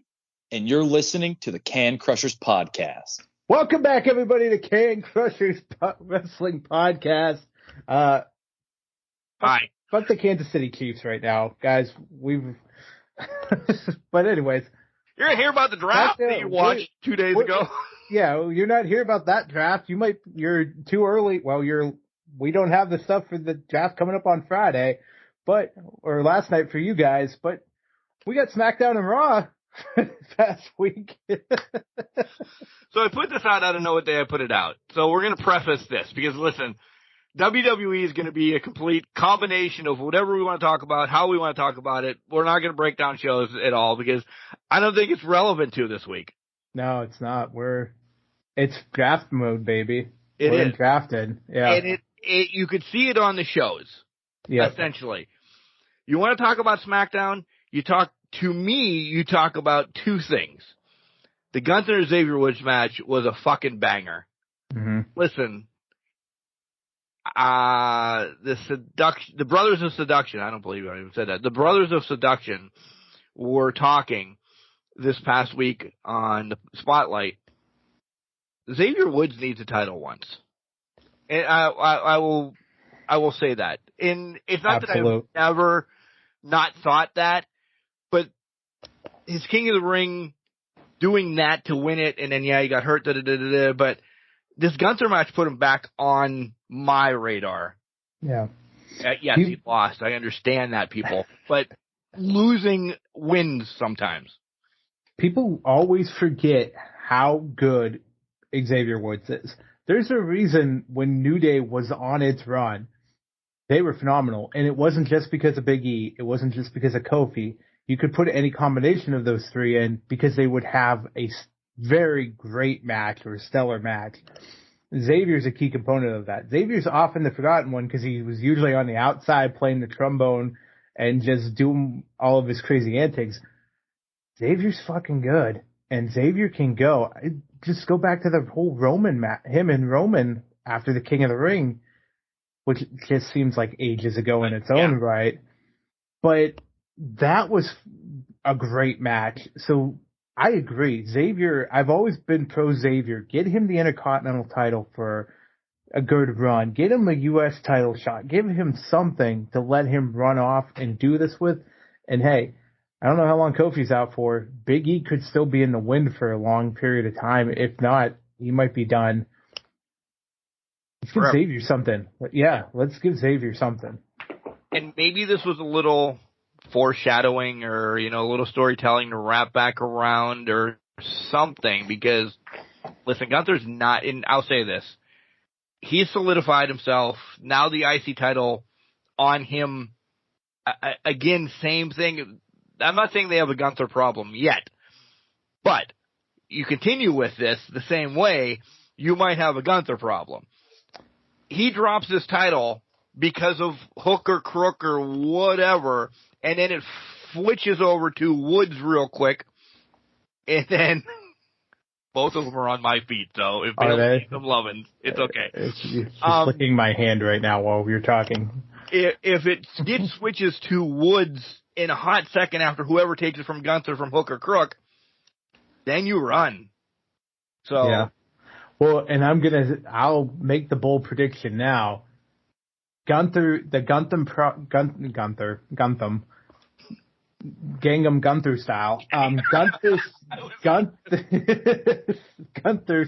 Your Gunther problem is solved in the next two shows during the draft. Mm-hmm. I believe whoever gets drafted, I don't know who it's going to be, one of them will be the Gunther solution and be the one to take the title off of them. And I don't think they're going to draft Dragunov, but oh my God, if they draft him again, get that match. There you go. Signed, sealed, and delivered. He's done it before. He'll do it again. We haven't seen Pete Dunne in a while. They're repackaging him probably for that. So there's your comeuppance for when he took the UK title off of Pete. Yep. There's stories. There's stories here that it can happen, so don't be surprised if they draft the person to take it off of him, or if the person already exists, because now we are truly moving forward with who Triple H wants.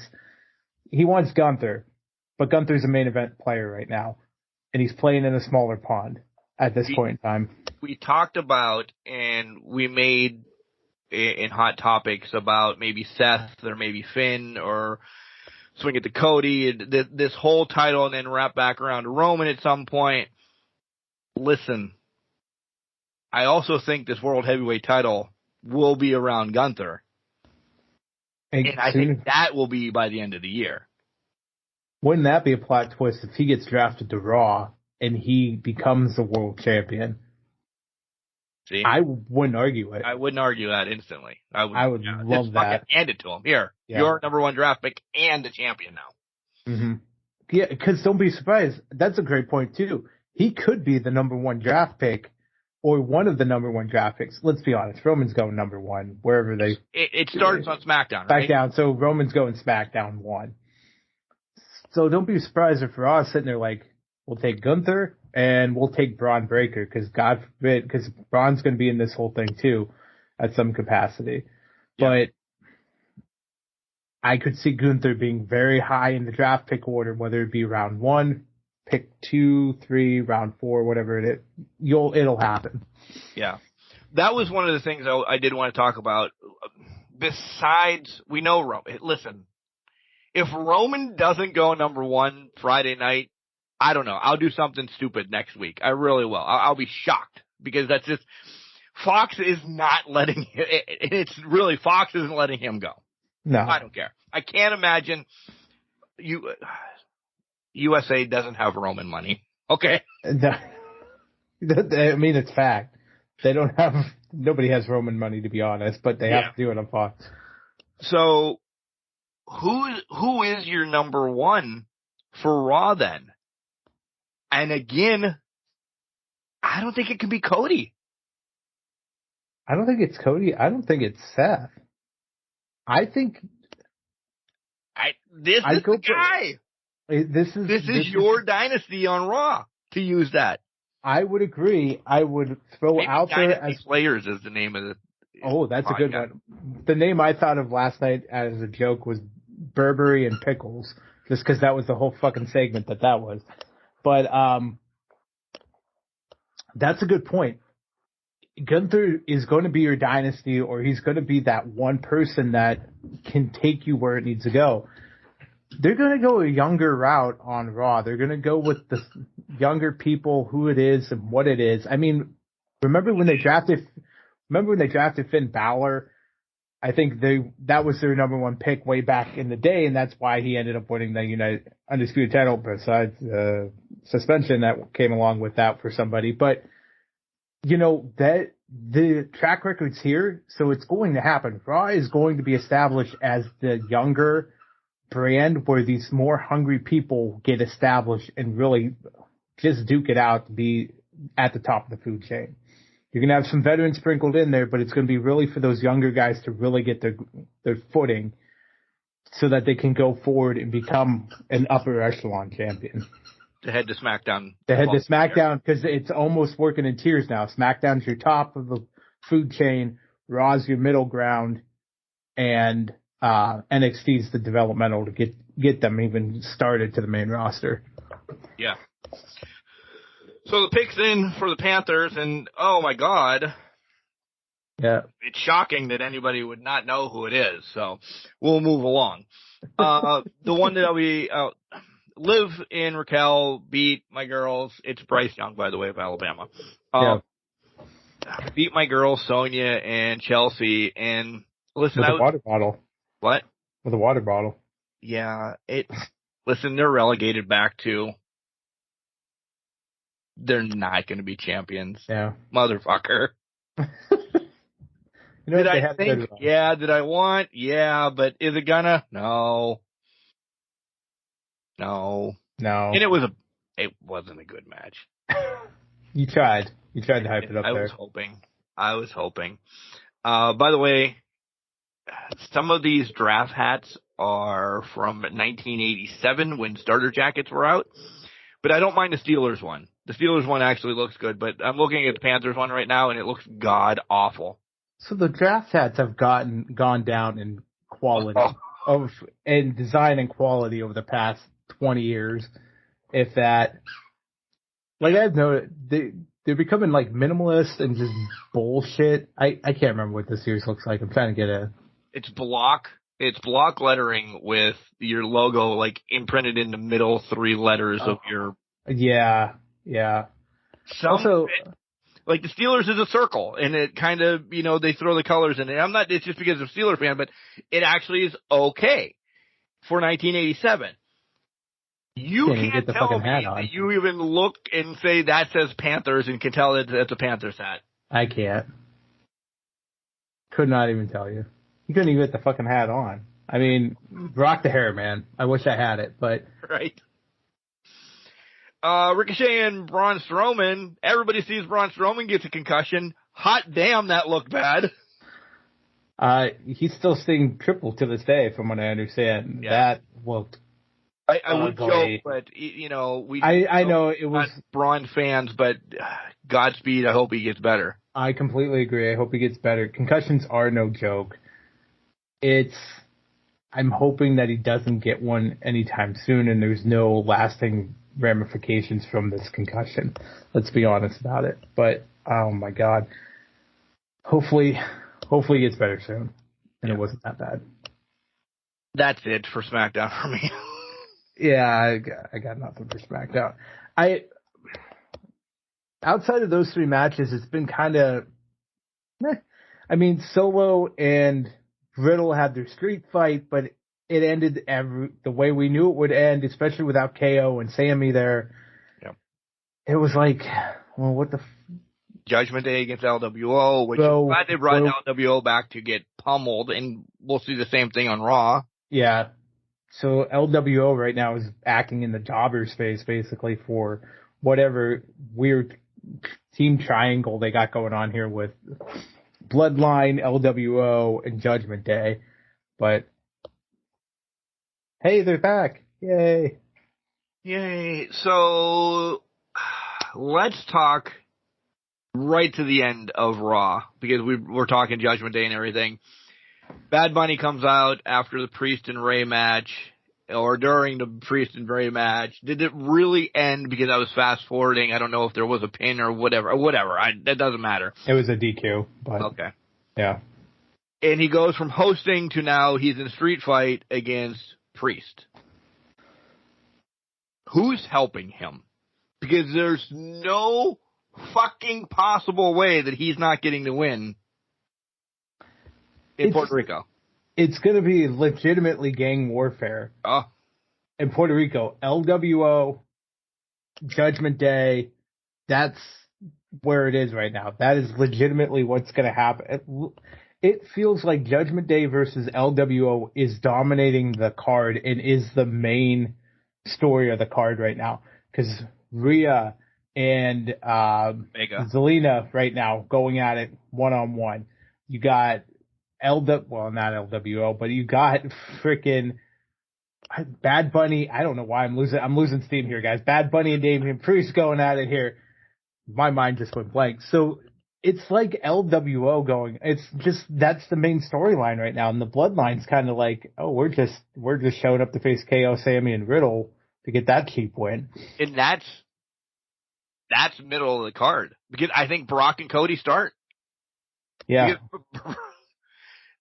Bad Bunny's got to be the main event there. I would be remiss if he isn't, to get that pop to send everybody. Listen, they haven't been in fucking Puerto Rico in 90 years. Yeah. You're sending them home happy. Well, and then let's play that game. Let's play a politic game on this one, because Brock certainly wasn't happy with the WrestleMania card position. So how much money are you throwing at Brock to say, man, we just need you to be opening this contest up. Just open it with Cody, get a banger out. Be home before the card's over. Be home, be back in the U.S. at least before the card's over. That's kind of where we're at with Brock right now, is throw the money so he doesn't get too rambunctious and get too angry and just having angry Brock throwing titles or chairs at people in the backstage area like he's been known to do. So, or maybe does this match end in a no contest, and this is your main event for Saudi then, Cody and Brock? Do we get a repeat? Maybe, or does Brock just not show up? And kayfabe not show up. And, well, let's be honest, he won't be there if he's not showing up. But he doesn't show up, so they have to bring this back around to Saudi and have the match at Saudi because Brock wasn't going to Puerto Rico to face Cody. It's going to be on his terms where he wants it and his style of match, and then it's the main event. So that's a good point that you brought up there. I don't know. Cody stripped to start off Raw. Jesus, it's 8 o'clock, Cody. Keep your goddamn clothes on. CJ Stroud goes second to the Texans. You got any money? I have no money involved in anything until 17. I got nothing until 19. Unless Abanikanda gets drafted prior to day 2. Well, my TV decided that it's not going to work now, so it's just spinning. So, all right, we're going to turn that off. But, Stroud and Young could make it interesting. But draft-wise, let's wrap this up with the draft. Because, listen, the rest of Raw. No, let's talk about Theory, Bronson, and Bob, because we kind of we hinted around that. Because the rest, we talked about Triple H. Who cares about Profits and Hurt Benjamin Shelton? Trish was just talking gibberish. We were getting Damage Control against the Tag Team Champions Bianca. Like, who wins this, okay? And, again, Bloodline destroys the LWO. There's Raw for you. Oh, Cody and Finn, but again, Finn has taken losses. We kind of touched on that. Theory, Bob, and Bronson. This was good. I enjoyed the segment. I really did. Again, though, we have said now Theory is getting pushed. And to give us Bob and Bronson for a couple months to solidify Bronson, because that's what Bob is anymore, I think. You might sprinkle him with a title. I don't think he's ever around a world title again. No. He's there to put over the younger talent. And Bronson's the guy they want to put over as this wrecking ball force. To see if he can become a main event player. Exactly. It's like a Bam Bam effect here. Bronson he's athletic, he can fly, he's a big wrecking ball of a guy. Can he make it at the higher level? Can he stand toe to toe with a Bob and it's believable and it gets people wound up and people are all about it and get fired up about it. That's where we're at right now with Bronson, is where can we get that? And I'm going to say this, people might not like it, but in NXT, we didn't get that Bronson Reed. We never got that. He got the NXT North American title. Great. That was for a drink of coffee. Yep. But he never took it to that next level. So can Bob bring it out of him? We saw a little bit of Bronson when he went to Impact. Yeah. He kind of got some footing underneath him. I don't think there was players. Essentially, there weren't, and I'm not knocking Impact. And I said months ago that we're going to cover more Impact. Listen, life, okay? But we bring it up every once in a while. I don't think there's players in Impact for Bronson that are that big. There are smaller folk at Impact. Yeah. No, that's fair. That's fair. I just don't think there was really players to give Bronson real footing. He did some character development, did some this, did some that. So coming back to WWE for him, lock, stock, and barrel, best move. Now just give him his comeuppance. Mm-hmm. Now he needs to get up there. He needs the bigger stars, the bigger names to kind of help elevate him here. The Bobs, the Drews if he ever comes back, the Sheamuses. This is where you make it tooth and nail, banger after banger after banger. How do you prove that you are that top tier guy going forward and not let other guys pass you by in that pursuit? Other big guys. Right. That's going to be the key. In time, and everybody's like, 5 years. In time, you're not going to have Sheamus and Drew, and Priest is pretty old too. Yeah. You know, Punishment Martinez has been around a while. So this is where you have to build that big guy, and Bronson, again, maybe not Dynasty, but one every 5 years. Yeah. You know, if we're going to revote this to drafts and everything this week, maybe like one every 5 years, championship type of caliber player, right? Yeah, no, I would agree with that 100%. He's going to get a lot of the mid-card titles. He'll get into that world title picture because it's believable. Get that, he'll sniff it, taste it, have it for a little bit. The Vader aspect of it. He's going to be in that mix, always in that mix. He's always that monster in the mix. And honestly, if Bronson can do that, it would be one of the more impressive big men in the industry. And I say that he's not the size of Vader. He might be a big wrecking ball of a guy, but he does not have the height on his side. So for him to go through and be my height, which I believe is like 5'10"-ish, and just be this wrecking ball Vader type of athlete, that's a hell of a career. That's a hell of a career, and that's going to put him on a hell of a different platform than it would if he just didn't really do much with anything that he had. He's got a lot. He's got to work against a lot. He's got to overcome a lot. He can do that. Hall of Famer, first ticket, he would surpass a lot of people's perception of what a big guy in the industry is. You guys are like, what the hell? The Texans just traded to get the Cardinals pick. So the Texans literally are picking back to back. They just took CJ Stroud, and now they're number 3 pick as well. What the fuck are they doing? There's always something on besides wrestling. All right, so let's talk about draft for the WWE. Maybe like a pseudo top 5 for both of us or something like that. Throw Roman out the window. Yeah. Because, all right. Who to run a show? You're starting the Mike Jenks brand. Who are your top 5 that you want? If I'm sitting here, top 5 I want, I'm looking towards the future. But I also need to have some sort of balance where we can get, all right, we got the future, but we need somebody to get these guys to the future, right? So if I'm looking right off the bat, we talked about Gunther. I'm taking Gunther. Yep. I'm taking Seth Rollins because I need that versatile player that can just go drop him anywhere and he's going to play in any form or fashion. I need a women's champion that can carry it. I'm going with Rhea on this one because I think that's a powerhouse move.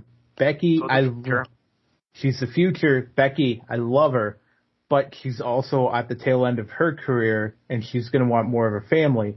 Rhea's that perfect combination right now. The power, agility, can have matches on her own. So I got to go Rhea there. I think I'm at 3 right now. Let me jump in and I know why he didn't take Charlotte, because Charlotte's a legend. She doesn't. Yeah. Listen, she is the John Cena. She is the Roman that no matter where drafted, she's still going to bounce when need be. So exactly. Charlotte's off the board as well, essentially. I think Charlotte's off the board. Let's make it Charlotte, Becky, Roman, Brock. All 3 of them. I think all 4 of them can be off the board right now because wherever they land, they make an impact. That's the status they're at right now. So I'm at 3 right now, correct? Back-to-back Alabama players, Will Anderson Jr., the linebacker. That's an interesting pick for them. All right. I got 2 more that I want to bring in here. I'm looking at it. So Gunther, Seth, Rhea. I got it. You know, I'm sitting here. Do I go more towards the future? Where do I sit? I'm bringing in a KO guy. I think Kevin Owens can do it. I would put LA Knight in this position, but LA Knight's on towards the later end of his career. So is KO, but I think it can get a little more longevity out of KO than LA Knight maybe at this point. I don't know. The final pick, I'm shooting for the moon. Actually, you know what? I'm going to take that pick back. Because now thinking about it. Taking KO back? Yeah, I'm taking KO back. Yeah. Because I want Carmelo Hayes, and I'm going to end this with Braun Breaker. I want those two on my brand. Carmelo Hayes is going to do, those two are really the future. You have Gunther as the in-between. You have Seth at the end of his career. Gunther's right in the middle of his career. Then you got Braun Breaker and Carmelo Hayes just sitting there getting ready to go with a rocket strip up their ass. Go for it. So I think that's my 5 right there. Listen, I'm not going to echo them wholeheartedly because I would. Gunther, I think, is both of our number 1. Okay. Yeah. I would have went right off the bat to Carmelo number 2 because I think he's got that, the Rollins attitude. You can give him a storyline and he can run with it as well. So yeah. I think you get the Gunther pillar and then you have the young buck of Carmelo Hayes. Rhea, I agree with. I want a shock though for the women. So okay. I want to bring up, and I'm not sure because I'm stuck between 3. Because I think, given the right thing, I think JC, Gigi, or Cora. I don't think Roxanne's there yet. Mm-hmm. She's going to be.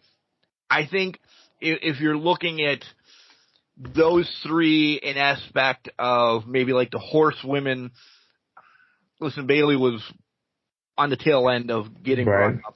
And even Sasha had to step above Bayley a little bit. I think that's where Roxanne is in the next year's big splash. Yeah. So, listen, Gigi is a little bit older than the other 2. Right. Cora needs a little bit of polish. So I'll go JC. Is it going to happen? I doubt it because of there's still a story to be told down there with them. Mm-hmm. This is all mock. So I have Gunther, Carmelo, JC Jane. I'm going to go the other way, and I do want a legend at number 4 just for that pop. Even though it continues to be around, and Seth is also, part of all. I mean, there's just so many things. I think Randy still has money in. I don't know where he is health-wise or anything, but you can throw Randy against Gunther or Randy against Carmelo. I think there's matches and money there. I toyed with that. I toyed with throwing Randy in there, but it was the health thing. I was like, where is he at? Where do we stand with that? But I would agree with that. Randy Orton, when healthy, can still go for another 10 years. Yeah. So where he stands health-wise is, I think, the big contributing factor. But Randy Orton's would be a great addition, would be a nice top 4 type guy to help get you guys over. And completely stealing your number 5. He was my number 5 all week, Braun, due to the fact that he's got a rocket, but I think the rocket fizzles sometimes. So I think he needs, I'm not saying full-fledged fucking tweaked from Karrion Kross to Demolition Cross. I think he needs tweaked a little bit to not be so Steiner-esque. Give him his own personality. Yeah, and I think that's why they're doing this heel run with him, letting him, the sneak attacks, the popping out of nowhere, coming at where he needs to go into it. I think that's going to help break that family divide. Yeah. If you keep that family lineage, it can only go so far. Right. You could, like, the bloodline has it, but it's not their defining characteristic. If it's your defining characteristic and personality, it can only go so far. But if it's only one piece of an ever-evolving story, it's not. It's not. Yeah, Braun Breaker, it's his personality right now, so it needs to be separated. So that's a great point. Are either one of our draft picks going to be right? Not at all, because they have to draft KO and Sammy. We didn't draft a tag team whatsoever, but they have to draft KO and Sammy, and they have to, like, your Carmelos probably aren't going to go. I don't think he really is coming up, but if he's going to go, it's going to be a surprise pick in like round 4 on Yeah. Raw or something like that, oh my God, what he's coming up with the time. No, he's not. Whatever, Yeah. Or who else did we talked about? Waller or anybody like that. Like a lot may be in the draft, but let's really call brass tacks. These are trades. It's really not a fucking draft. Yeah. All we're getting is the Viking Raiders are coming to Raw. Street Profits are going to get split up. One's going to SmackDown and one's staying on Raw. So we were building a new company. Yeah. By the way, I did forget to say this. Did you see Jacob Fatu wants to be part of the Bloodline? I did see that. I would. Yes. Do it. But you're coming in a little bit late. Yeah, now it's starting to go down. It's on the other side of its hill here, but maybe the contract's coming up, so you might as well shoot your shot, as the kids say.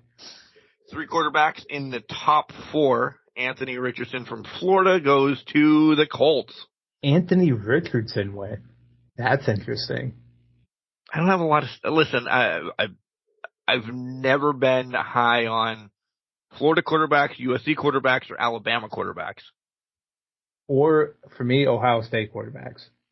Those 4, I don't think they pan out. Once in a blue moon, they pan out. Right. Alabama has... Anybody fucking throws us under the bus. Yeah. Alabama has... Jalen Hurts has proven to be very successful.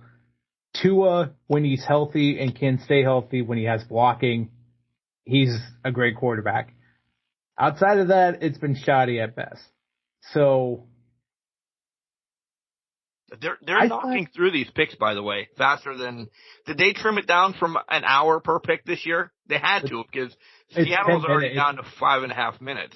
Well, it's been 10 minutes for the past couple years, but sometimes they sit there and they sit on them for 20 minutes before they actually announce them. So they must have to get out of Kansas City.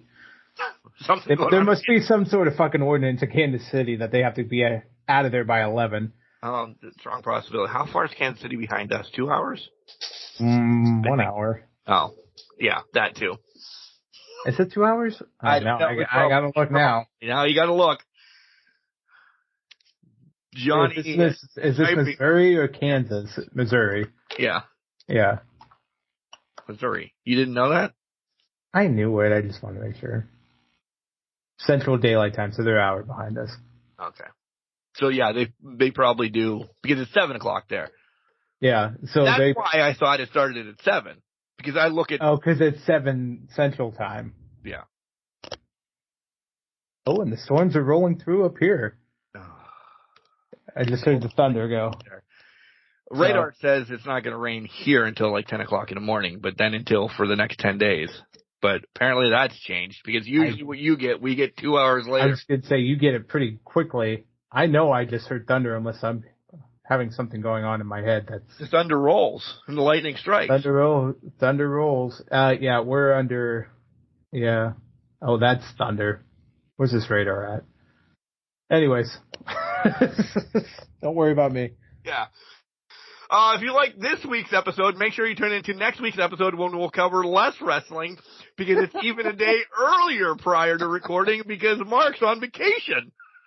You know, you need a break every once in a while, so it makes sense. We won't even cover Dynamite next week. That's the downfall. Dynamite replaces SmackDown in the order of events here, because if we make it to 8 o'clock. Maybe next week we'll have to put something together. I really think we put something together and do like a spotlight that we're going to cover 1995 Monday Nitro or something. Should we do? Well, we could do that. I was going to say Ask and Crushers are going to be rough to get those questions. I know. I was going to say an impromptu, without giving a couple weeks out of it. But all right, we'll make it a spotlight. We'll figure something out. We'll figure out some random pay-per-view to watch, and we'll go from there. We have the fucking time to do that between. Yeah, I know. We got all the time in the fucking world. Between birthday parties, Hanukkah, and bar mitzvahs, and baseball and softball games. By the way, I also have a tournament in a couple weeks, and playoffs. Playoffs. Talking playoffs. Also, the radar right now, there is no storms in my vicinity, so I have no idea what's going on outside my house. Oh, then somebody's just outside your house with aluminum siding to shake. Well, the chimney shakes, so maybe there's high wind gusts going on right now that it's happening. So the chimney does shake. I had to move out of this. I'm in a room. I used to sleep in this room with the chimney. It was so loud at night, I had to change rooms because I could not get any sleep. How fucking loud that thing is. So, and I have a flue cap on it, people, so don't get too crazy about it. The wind is 9 miles per hour. I don't know what the fuck's going on around my house anymore. It's haunted. Unknown. It's haunted. It's parts unknown. This is what happens when you live in parts unknown. It's haunted by the ghost of Cain. And, it just happens. And the boogeyman. And the boogeyman. And maybe it's Ultimate Warrior just outside shaking my chimney right now. If I start seeing him running laps, we're going to be in trouble. We love you. By the way, love you guys. Yes, I saved this till now because Monday starts May. May is a strong. It's gonna be May. But anyways, I know you're being serious here, but I had to get that in. So go ahead. May is a huge month for us on Can Crushers. We will take time and probably give you tidbits. It's Mental Health Month in May. We're both strong advocates of it. We both we've talked about it. So we both struggle from time to time. So yes, we'll be talking about that. We'll be giving you numbers to call if you need help, if you just want to talk, anything like that. So make sure you put on your mental health cap awareness stuff for May. Support everybody that does suffer. You may not, but I will guarantee you 100% somebody in and around your life does have problems. You may not know it. Your smile each and every day might be what continues them to be here. It might be, and I'm joking, but in all seriousness, it might be listening to us. It might be listening to another podcast. It might be anything. Let them go. Give them time. Talk to them. Check on them. All of that. And yes, we should talk about it more, but May, with it being the main month of it, you'll hear it a lot and everything. So, yeah. Couldn't have said it better myself. Reach out. Be there for those people. Remember, it's the people that seem the happiest are usually the ones that are struggling the most. And they will crack the most jokes. They will try to do everything in their power to make you the happiest. So keep an eye out. Just check in on people. Make sure that they're doing well. Even if it's a quick, hey, how you doing? Enzo Amore, that shit. How you doing? How you doing? I can't even do it. But you guys know what I mean. Good. Yeah. Yeah, it's probably a good thing I can't do it. It was soft. It was, soft. That was very soft, SAWFT. But be there for your people. Love them unconditionally. We say it every week. Make sure you tell your loved ones that you love them. Just be there, support them. Love isn't always saying I love you. Love is also saying I'm here for you, or I have an ear open if you want to talk. Shoulder to cry on, whatever it is. Be there for your people. Yep. Just be there for everyone in your life that you can be. And try to be the rock for someone, because they're definitely going to need it. Agreed. But remember, just because you're trash doesn't mean you can't do great things. Guys, you're a garbage can, not a garbage cannot. So make sure you tell the loved ones you love them. Because you never know.